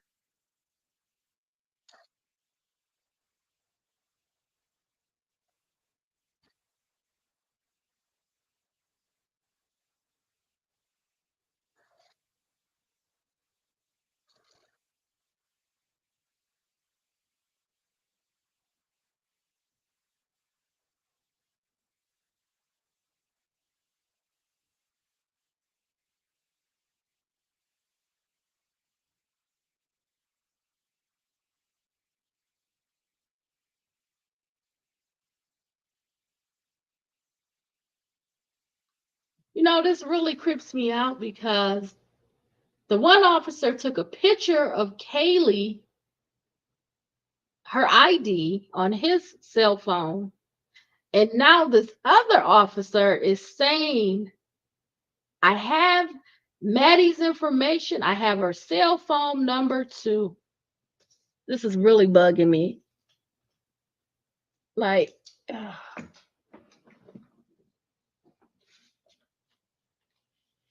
you guys just don't understand how obsession, how stalking, how easily it can happen. He said with Maddie, I have her information. I have her cell phone number too. And with Kaylee, this was September 2nd, 22 at 12:36 a.m. Is there another video? There's another body cam prior to this where he got this information. Where did he get this information? And then Kaylee, the officer, took a picture of her driver's license.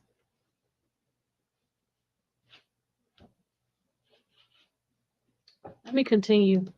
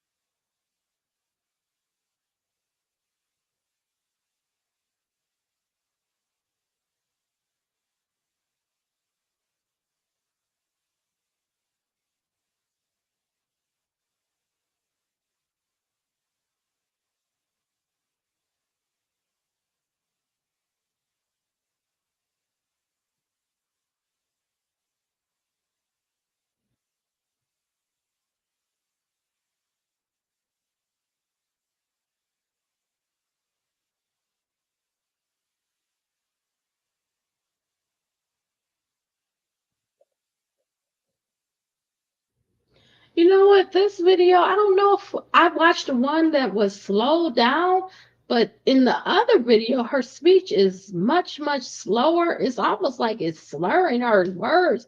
But in this one with Law and Crime Network, it's not edited at all. It sounds very normal. So maybe there was nothing going on there. I guess because the other video popped up, I'm just going to show it to you really quick. What I had already said is by Law and Crime Network also. I'm going to go to the point where the picture is taken of Kaylee's ID. This is another noise complaint. This was on For Kaylee's noise complaint, the date on this one is August 16th, 2022, and it's at 5:23 p.m. So I'm going to fast forward to when the police arrive and they're on the back and they're having a conversation with Kaylee, and then the officer takes a picture of her ID.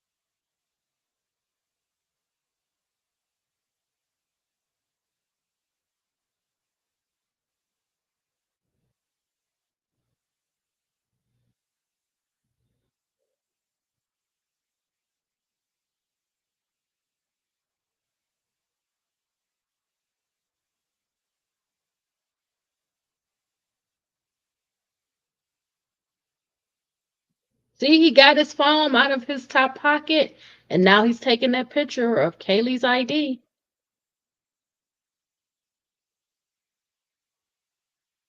And he may have even picked up her phone number too.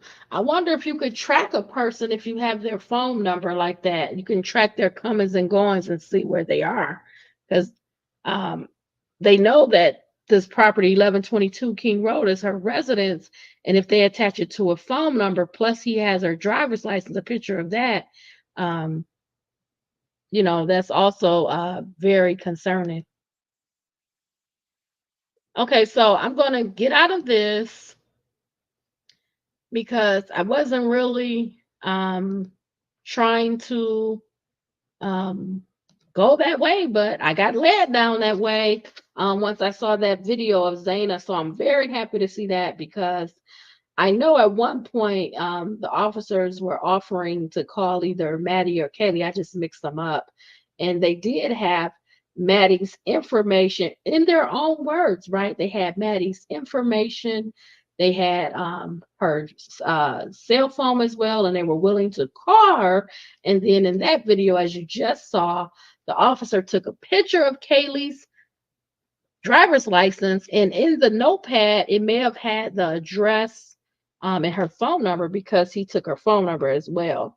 And that goes along with my theory, which I had set out a series, a little mini collection of 8 videos talking about how a police officer possibly could have unalived the Idaho 4. But anyway, let's get back on track. So you heard some of that information about what may have happened, how people were already at the house as early as 8 a.m., how the information kind of got out through the fraternities and sororities. And this was well before the police had ever been called, 911 was ever dialed, it was hours before. So now we're going to go to our next video, and we have 3 left.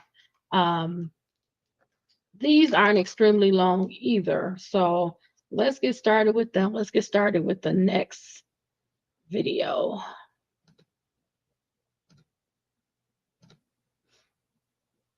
Okay.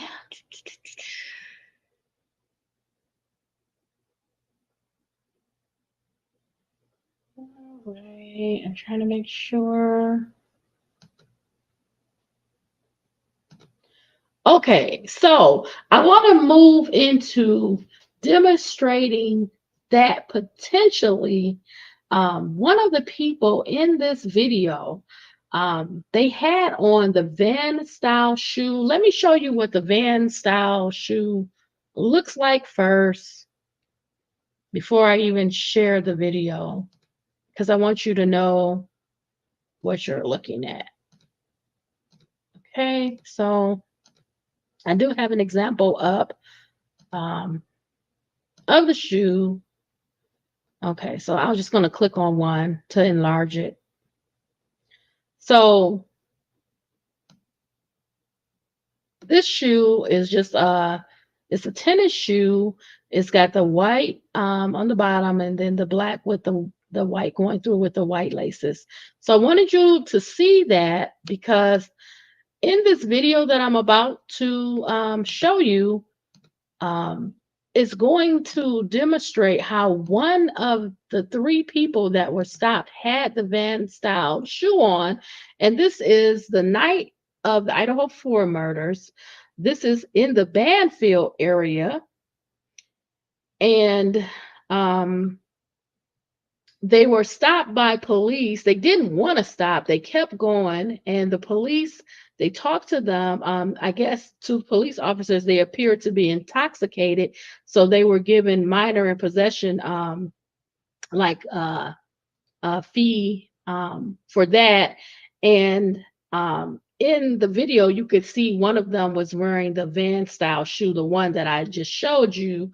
So I wanted you to see that. And then I'm going to move into another area because we know that according to the PCA, they found a Van style shoe impression outside of Dylan Mortensen's bedroom on the second floor that was a latent print. So they had to discover it with amino black. I'm going to lay all of that out for you now. So let me share my screen. So what you're about to see is this video is provided by the Law and Crime Trial Network. It's titled Moscow Police Release Extended Body Cam from Night of Idaho Student Murders. And I'm going to show you 3 clips of this video, but you can watch the full video. It's about 45 minutes, but I'm going to show you 3 clips of the video. So we'll start here now. Hey guys, Moscow PD. Come over here, talk to me. Moscow PD. Hey, is that beer? Is that beer in your hand? Yeah, I'm 21. You got the ID on you? I don't.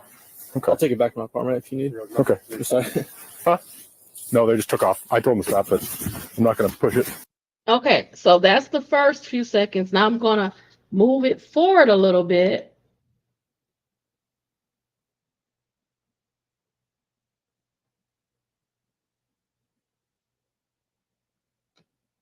Now I got it back. Please welcome President Ronald Reagan, who has a few questions for you. This is the ad. I'm just going to skip it. Thank you. Just hang on, man.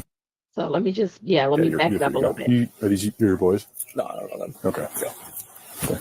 Thank you. Just hang on, man. Yeah, wait till dispatch comes back and says you're good. All right, no worries. You guys taking off on me?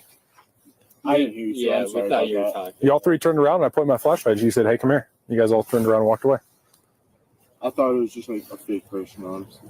Yeah, like how many fake people are out here that you've experienced? Someone trying to flex us. Okay, that's fair. Yeah, John, I do. How's your night going? Pretty good. That's good. Just trying to stay warm. Is that y'all's car right there? Yeah. Undercover. Well, just trying to save gas. They downgraded us from patrol cars. Gotcha. They gave us hybrids to save on fuel. There you go. Smart move. Yeah. All right. Once dispatch lets me know that actually exists, I'll catch you this. All right. No worries. So you are aware that their police hybrid actually looks like the 4-door white Elantra.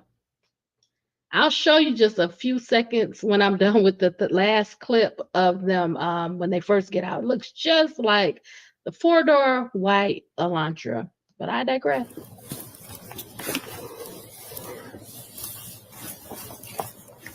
You guys over at which department did y'all come from? I don't know. I was at a friend's house. I couldn't tell. So they never said where they came from. They just said, I don't know, I was at a friend's house, and then one's going to say they were at a party. Like, how do you not know where you're coming from?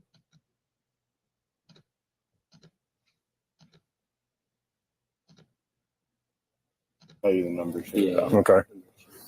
Do you know the person hosting the party? Some guy named Matt, I think.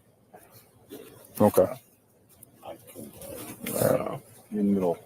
First name. Okay, so we're going to fast forward this up, and we're going to have one more minute of this video.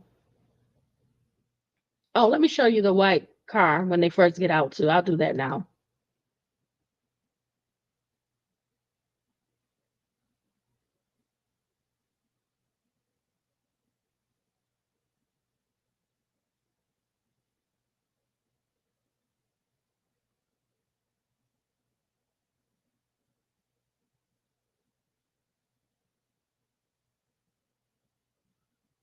So they saw the three boys before they even got out the car. You could see them on the body cam.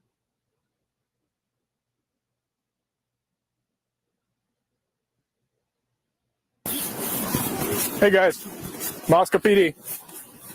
Come over here, talk to me. Moscow PD. Hey, is that beer? So you just saw the officer get out. That looks like a four-door white Elantra, right? Anyway, I digress. Let's go to the last part of the video that we're interested in. It's going to fall about right here. We'll watch it for about a minute because I just want you to pick up on the shoes that the gentleman with the black and white flannel had on. He had black jeans. Also, his pants kind of looked a little, I don't know. They look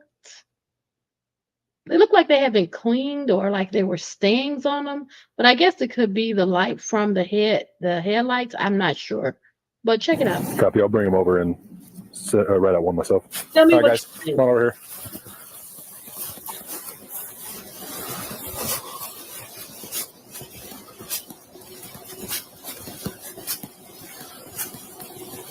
All right, if you guys all want to stand somewhere in this area, don't run off on me. None of you guys are 21. It's one thing to drink in an apartment where no one can see you. It's another thing for us to drive by and see you guys absolutely stumbling down the roadway. Okay, so likely what's going to happen because you're all underage. What grade are you guys in? What year are you? Freshman. You guys are all freshmen. Yeah. Okay. You guys had any cop talks or anything like that with our two campus officers? Yeah. Brzezinski, Morris? Okay. Yeah. So none of this is a surprise. They've explained this all. They've given all the warning, stuff like that. Okay. Sure. So you guys are going to hang out for me. I know it's cold. I apologize. We'll try to get through this as quickly as we can. We're going to get you some citations. And we'll catch you loose. Okay. Sounds good. Sounds good? All right. At one point in the video, he actually asked them if they were a frat, and they said yes. Okay, so you see the shoes? You see the shoes right here? It's the gentleman that's furthest. I don't know how you're going to view that, but he has the black jeans on, the black and white flannel, and he has, it looks like the Van shoes on. You can see them clearly in the video.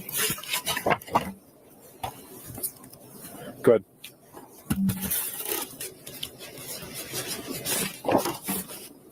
Now he's going to write the citation, and when he gets out, he's going to ask them again, like, are you guys frat? And they're going to say yes. So this ties into my thoughts about, the frats and the sororities. I think they knew what was going on. Let me play here and see. Oh, another video. He's weird.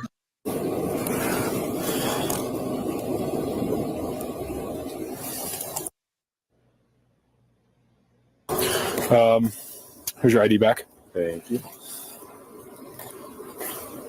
So it's infraction ticket. So it's not a misdemeanor, nothing criminal, just like that. Okay, cool. Your info's up here. Driver's license information. Yes, sir. Charge can be minor in consumption. Okay. Idaho code. Here's the location. My info down here. So that you need to have this either contested or paid by the 1st of December, 2022 at 8:30. You know how much it would be? At the courthouse, I do. If you could sign on the yellow there, the charge for MIP is $487.50. Okay. So, perfect. Thanks, man. Thank you. I'll get you a copy here. Thank you.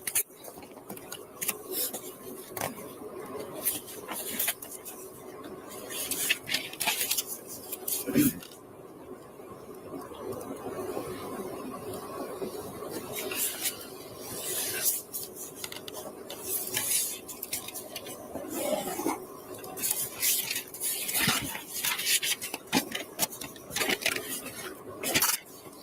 right, man.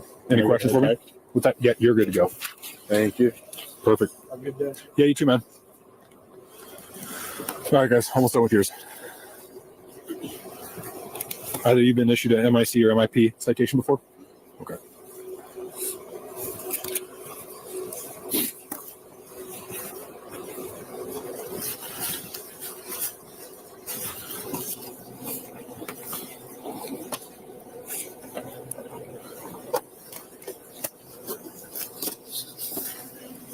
You started the third one?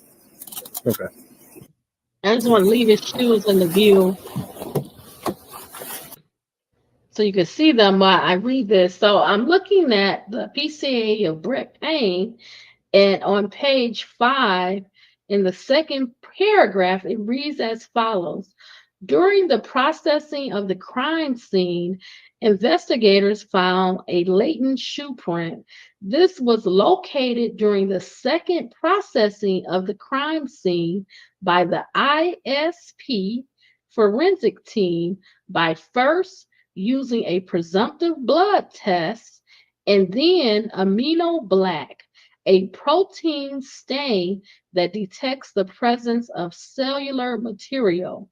The detected shoe print showed a diamond-shaped pattern similar to the pattern of a Vans-type shoe sole just outside the door of DM's bedroom, located on second floor. This is consistent with DM's statement regarding the suspect's path of travel. So let me see if they have the pattern here. Okay, they do. And they have different patterns. But we'll get off of that a little bit. Okay. So we talked about that. We have 2 more videos. Okay. We talked about that. We're going to go to our third video. Okay. And that's going to be, yes, this one. Okay. So this video is going to go over what we just saw. It's kind of overlapping. So it's taking the police body cam and zooming in on what's happening in the farther back images. And you can see a couple of people running by, and it appears to be running from the direction of the Idaho 4 House, 1122 King Road, towards the band field and also towards the fraternity. Okay, so I'm picking it up here. This video is by True Crime Design. It's titled Idaho 4 Early Morning Hours, and we are going to watch under 3 minutes of the video, okay? But please remember to support these other content creators. Please check out their videos. You can watch them in full length. They're linked on the Hidden Horror Facebook page. Okay, so let's get started. It's very confusing when you're looking at the body camera video, so hopefully we can give you some perspective. This is Band Field. This is where the alcohol call came in. The young men were here in the field when the police first... Okay, so let me pause this for a second. So what's happening, True Crime by Design is using part of a video from News Nation where they're covering the Idaho 4 story. And they also can see that there's some activity happening in the background. So she's taking this video and sharing it with her audience. And now I'm sharing her video, which is also capturing this coverage by News Nation. Okay. Let's play it now. Showed up That is the Sigma Chi fraternity house right there. So the police walked those young men across the street. This is Taylor Avenue, right to this spot right here. I was able to identify it because of the fire extinguisher. And they were. So let me just back this up for a minute. So the 3 men that the police stopped, what I had just showed you in that body cam by Law and Crime Network, they took them from the band field and walked them across the street where their for their vehicle was waiting, and it was right next to this red fire hydrant, and they were in front of the vehicle, and in the background you can see a few people running by. I would say about 4 to 5 people running by in the background. So he's illustrating this and kind of going over it to let you know the direction they were coming from and the direction they were headed. So I'm going to just rewind it just a little bit because I want you to be able to follow everything. Okay. And this is about 3:16 a.m. It's very confusing when you're looking at the body camera video, so hopefully we can give you some perspective. This is Band Field. This is where the alcohol call came in. The young men were here in the field when the police first showed up.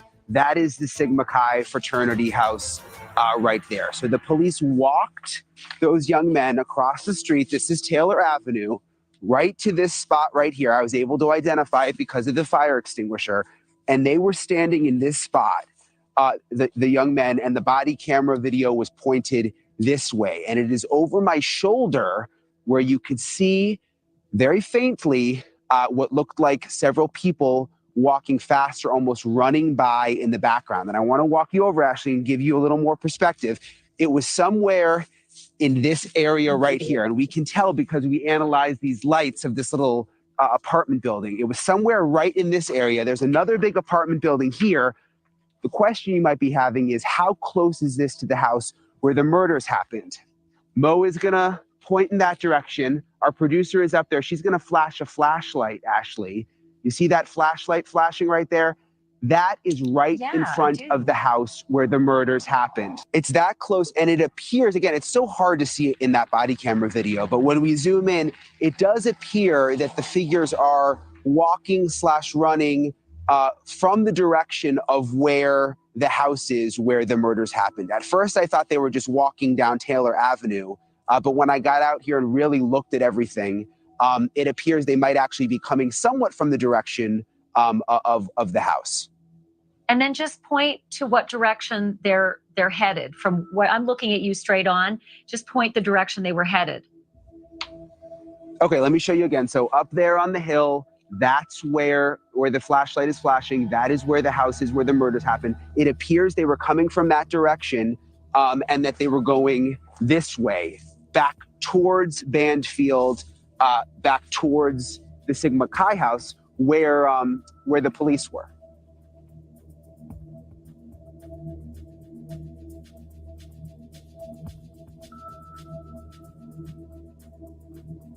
So they're showing you this in the daytime so you can see it better. So going up those steps, if you go up these steps, the Idaho 4 house is literally right there, right up the steps. So they're trying to show you kind of a picture. If you keep going, you go up the steps. 1122 is right there. They're saying it was, I think, how many feet was it? It was so many feet, but it's literally just a straight walk up. 200 feet, approximately 200 feet.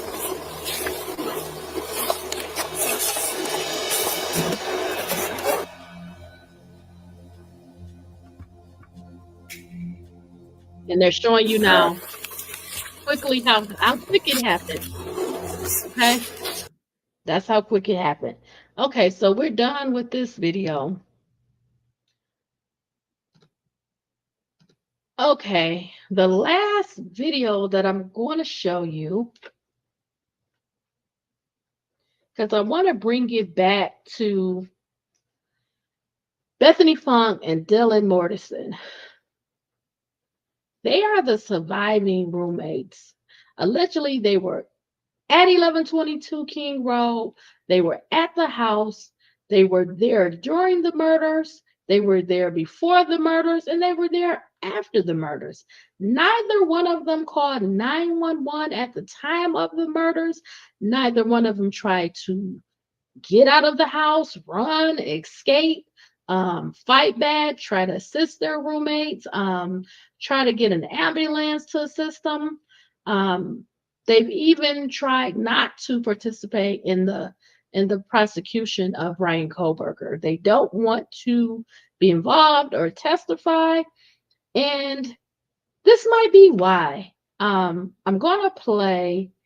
It's just a short clip of about 1 minute and 45 seconds. We have to look at everything that's known, everything that's out there, and we have to wonder why. Why don't they want to participate? Why don't they want to give the information and cooperate, especially if they're being truthful? Well, I found a video, and I'm going to share it now. This is the last video. It's less than 2 minutes. And I want you to hear it for yourself, okay?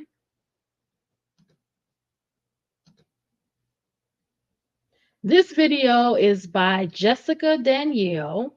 It's titled Idaho 4, 8 Hours to Call 911. I'm going to enlarge it. And I just want you to hear what this person, what they say, okay? Told this story before a couple weeks ago, and it was that when I woke up in the morning, I woke up around maybe about 8:15, the latest maybe 8:30, and I smoke cigarettes, so I went outside to the balcony to smoke a cigarette because we don't smoke in the apartment, and I seen 5 people outside in the backyard area. The apartments that I was at, there was a balcony, and if you go to the right of the balcony, the house is literally like a... Okay, so let me pause it.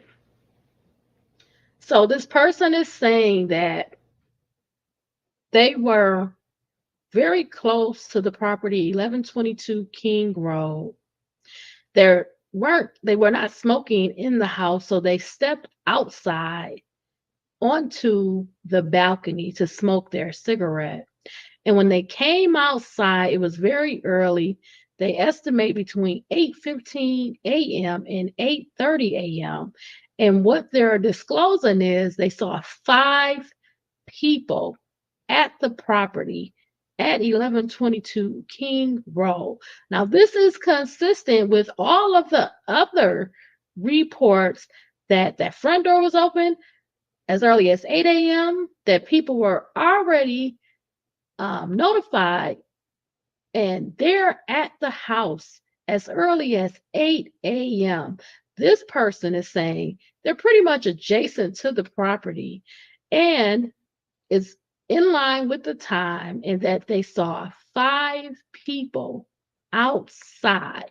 Who do you think they saw? Who do you think they saw outside? If we have 2 surviving roommates, that would be Dylan Mortensen and Bethany Funke, would they have people over and not know it at as early as 8:15, 8:30 a.m.? Who would they have called? Who would have showed up? Would there be people from the fraternity, sorority, close friends, someone that lives close, or were people already at the house from the night before? We will never know, right? But let's hear their story. So I'm going to back it up just a tiny bit because I'm kind of speaking their words out, and it's a very short clip. Told this story before a couple weeks ago, and it was that when I woke up in the morning, I woke up around maybe about 8:15, the latest maybe 8:30, and I smoke cigarettes, so I went outside to the balcony to smoke a cigarette because we don't smoke in the apartment, and I seen 5 people outside in the backyard area. The apartments that I was at, there was a balcony, and if you go to the right of the balcony, the house is literally like next to my shoulder on the right hand side. So it's like, Oh, there's the apartment. Oh, that house. It's literally there. And we had a lot of people I gotcha. there. Yeah, we were partying just like an average night. We had a lot of people in the apartment. We partied all the time. There was always ruckus that was going on through the neighborhood. You know, for the most part, I never really seen or heard anything that was really strange up until like about 3 a.m. But in the morning, I remember. Never heard anything really strange until 3 a.m.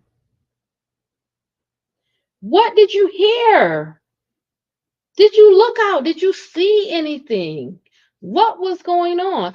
And you said that these 5 people that were outside were in the backyard area. What were they doing? Did you recognize them? Did you know them from anything? Were they in the fraternity, sorority? Were they just a regular house guest? Did they live at the house? Many questions to ask this person, right? Let's continue the video. Seeing Dylan because he says, I remember seeing Dylan. Now remember, Dylan is a roommate. So as early as 8:30 a.m., Dylan is seen near the backyard area of 1122 King Road. But I thought you were I won't even say it. Let me just look.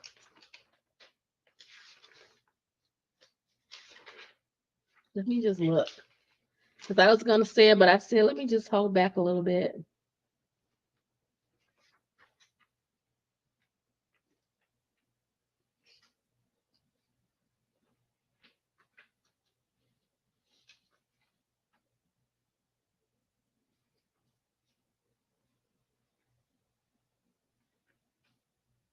I thought you were in your frozen shock phase after the male walked past you. So as early as 8:15, 8:30 a.m., that was over. And you still did not call police. Because you're being seen now. There's a witness that sees you, Dylan, outside in the backyard area of 1122 King Road between 8:15 a.m. and 8:30 a.m. with 4 others. What were you doing? Why didn't you call 911? Did you not see the body of Xana Kernodle on the 2nd floor? That's where you allegedly were. You didn't see her body. You didn't know what was going on. You didn't smell the blood. You didn't see the blood splatter.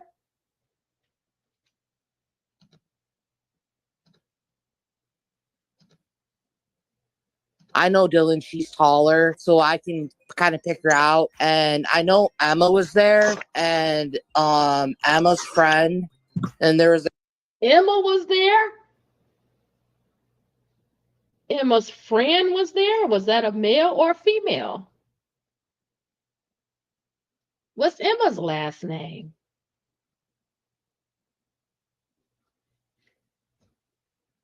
the guy that was also like I said, really pale.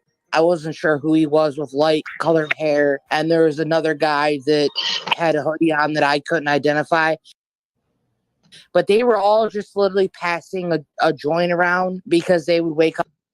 So they're smoking a joint, just passing it around. So we have 4 deceased roommates in the house. The house is full of their DNA, of blood everywhere. They've been viciously, brutally attacked. The crime scene is heinous, is horrific. There's blood dripping down the ceiling, in the kitchen, on the cabinets.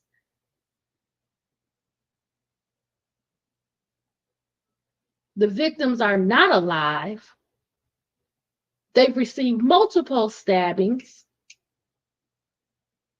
They bled out. The blood is dry now. It's been hours. It's daylight now. And Dylan is allegedly outside in the backyard at 1122 King Road. She's with Emma's friend, a guy with a hoodie on, another guy, and they're smoking a joint, passing it around. Very casual behavior.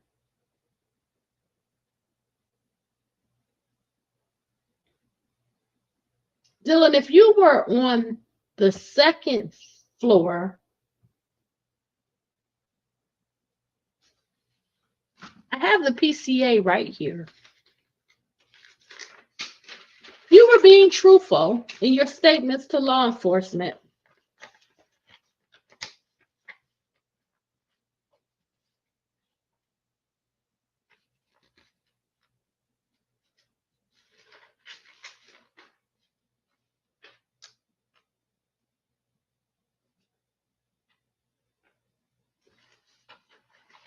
They interviewed you, Dylan Mortensen.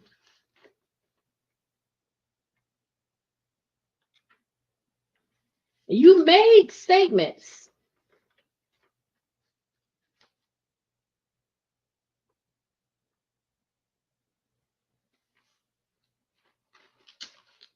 It says Dylan Mortensen on page 4, first paragraph. Dylan Mortensen stated she originally went to sleep in her bedroom on the south side of the second floor.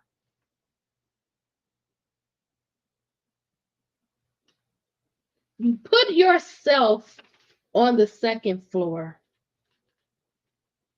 When you go to page 1 of Brett Payne's affidavit, Exhibit A, I'm going down to the third paragraph. Officer Smith and I entered the King Road residence through the bottom floor door on the north side of the building. Officer Smith and I then walked upstairs to the second floor. So it's saying that they entered 1122 King Road from the front door, walked up the steps.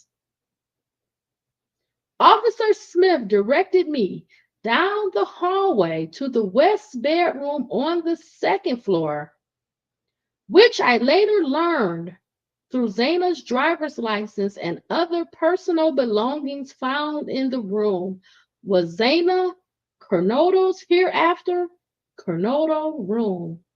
Just before this room, there was a bathroom door on the south wall of the hallway.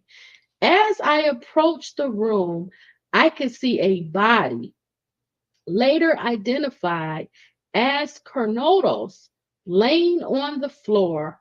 Kernodle was deceased with wounds which appeared to have been caused by an edged weapon. Also in the room was a male, later identified as Ehan Chapin, hereafter Chapin. Chapin was also deceased with wounds later determined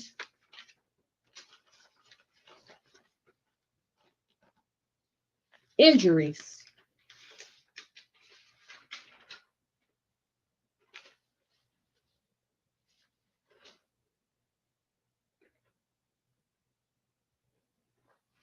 So, Ms. Mortensen, if you were on the second floor,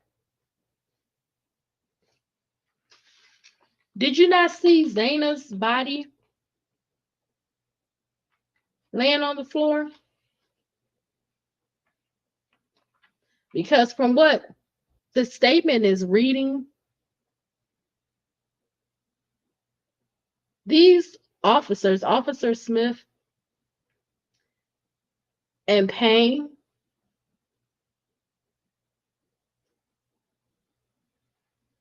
they saw the body of Xana as they approached the room.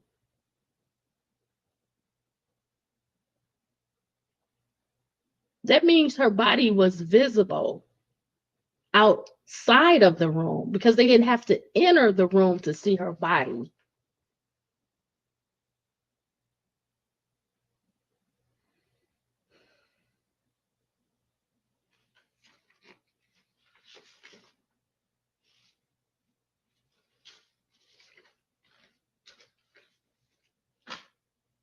Let's continue this because it's not much longer.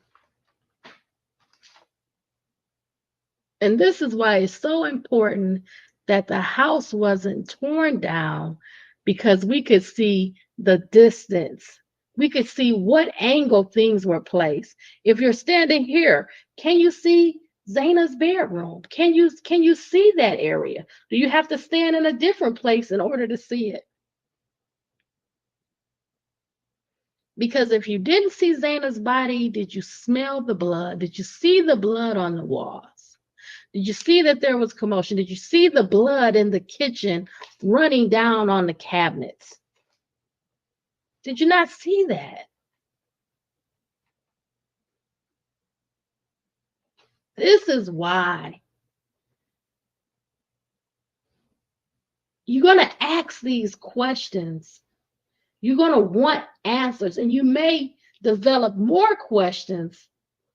This is why you don't want to go to a preliminary hearing. You want to give the defense a chance to question you, because all of these facts compounded, it does not make sense.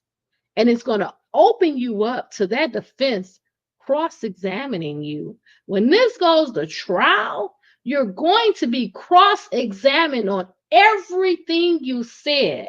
You might as well come out with the truth. It's been a long time. At the end of the day, Ehan Chapin, Xana Kernodle, Kaylee Gonclaves, and Madison Mogen, they have families, they have loved ones, they have people that care about them. And they deserve to know what happened to them. Why did this happen to them? Why were they brutally stabbed to death? Kaylee being stabbed more than 50 times, allegedly. More than 50 stabbings.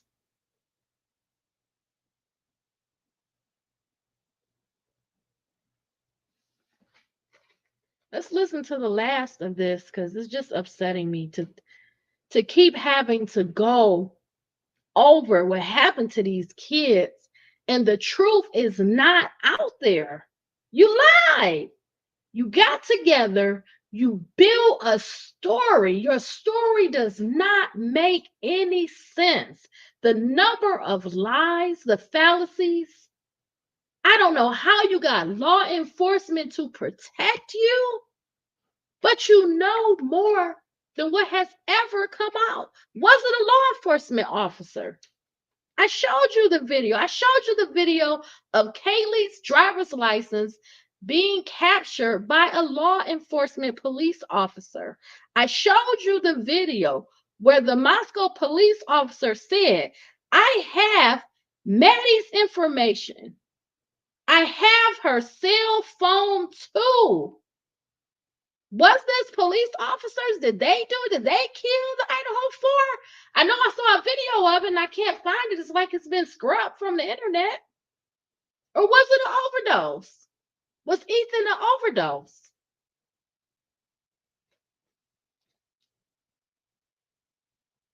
I don't know. I don't know the answers. But I just keep digging, and I'm having to piece all of this information together. Let's finish this. Let's just finish it. Up and smoke, and they were just all smoking. Like, I would have never guessed anything happened at that house when I woke up that morning, until I found out later. I didn't leave until like 1:30, but I would have never guessed that anything happened because they were just out smoking like normal, like nothing had happened. Okay, sorry. So I said they were out. They were outside like normal, like nothing had happened.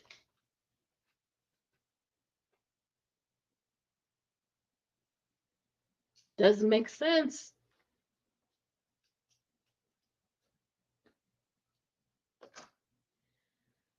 You want to know about Bethany Funk and Dylan Mortensen? You see how dark it is?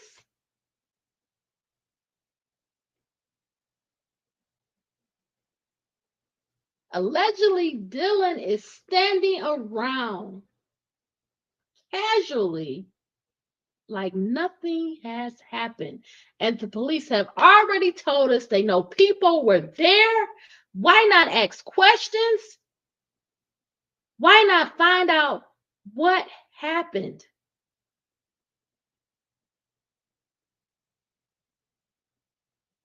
Will we ever know the truth?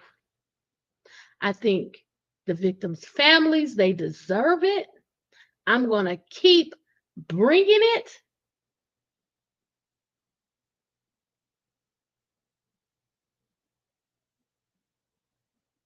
The two people that would have the knowledge, that would be able to account for what happened, what they saw, what they heard, what they did, their own actions, they're unwilling. They don't want to do it. And you got to start asking why. You got to look at the evidence.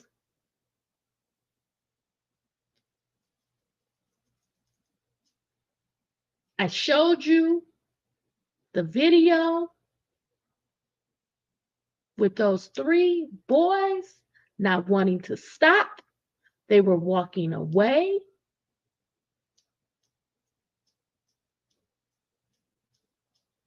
One had on a Van style shoe. I showed you the clip of the other people running in the background, running away from the direction of King Road towards the fraternity, towards the band field at 3:16 a.m. And we can recall no more activity on Maddie and Kaylee's phone after 2:52 a.m.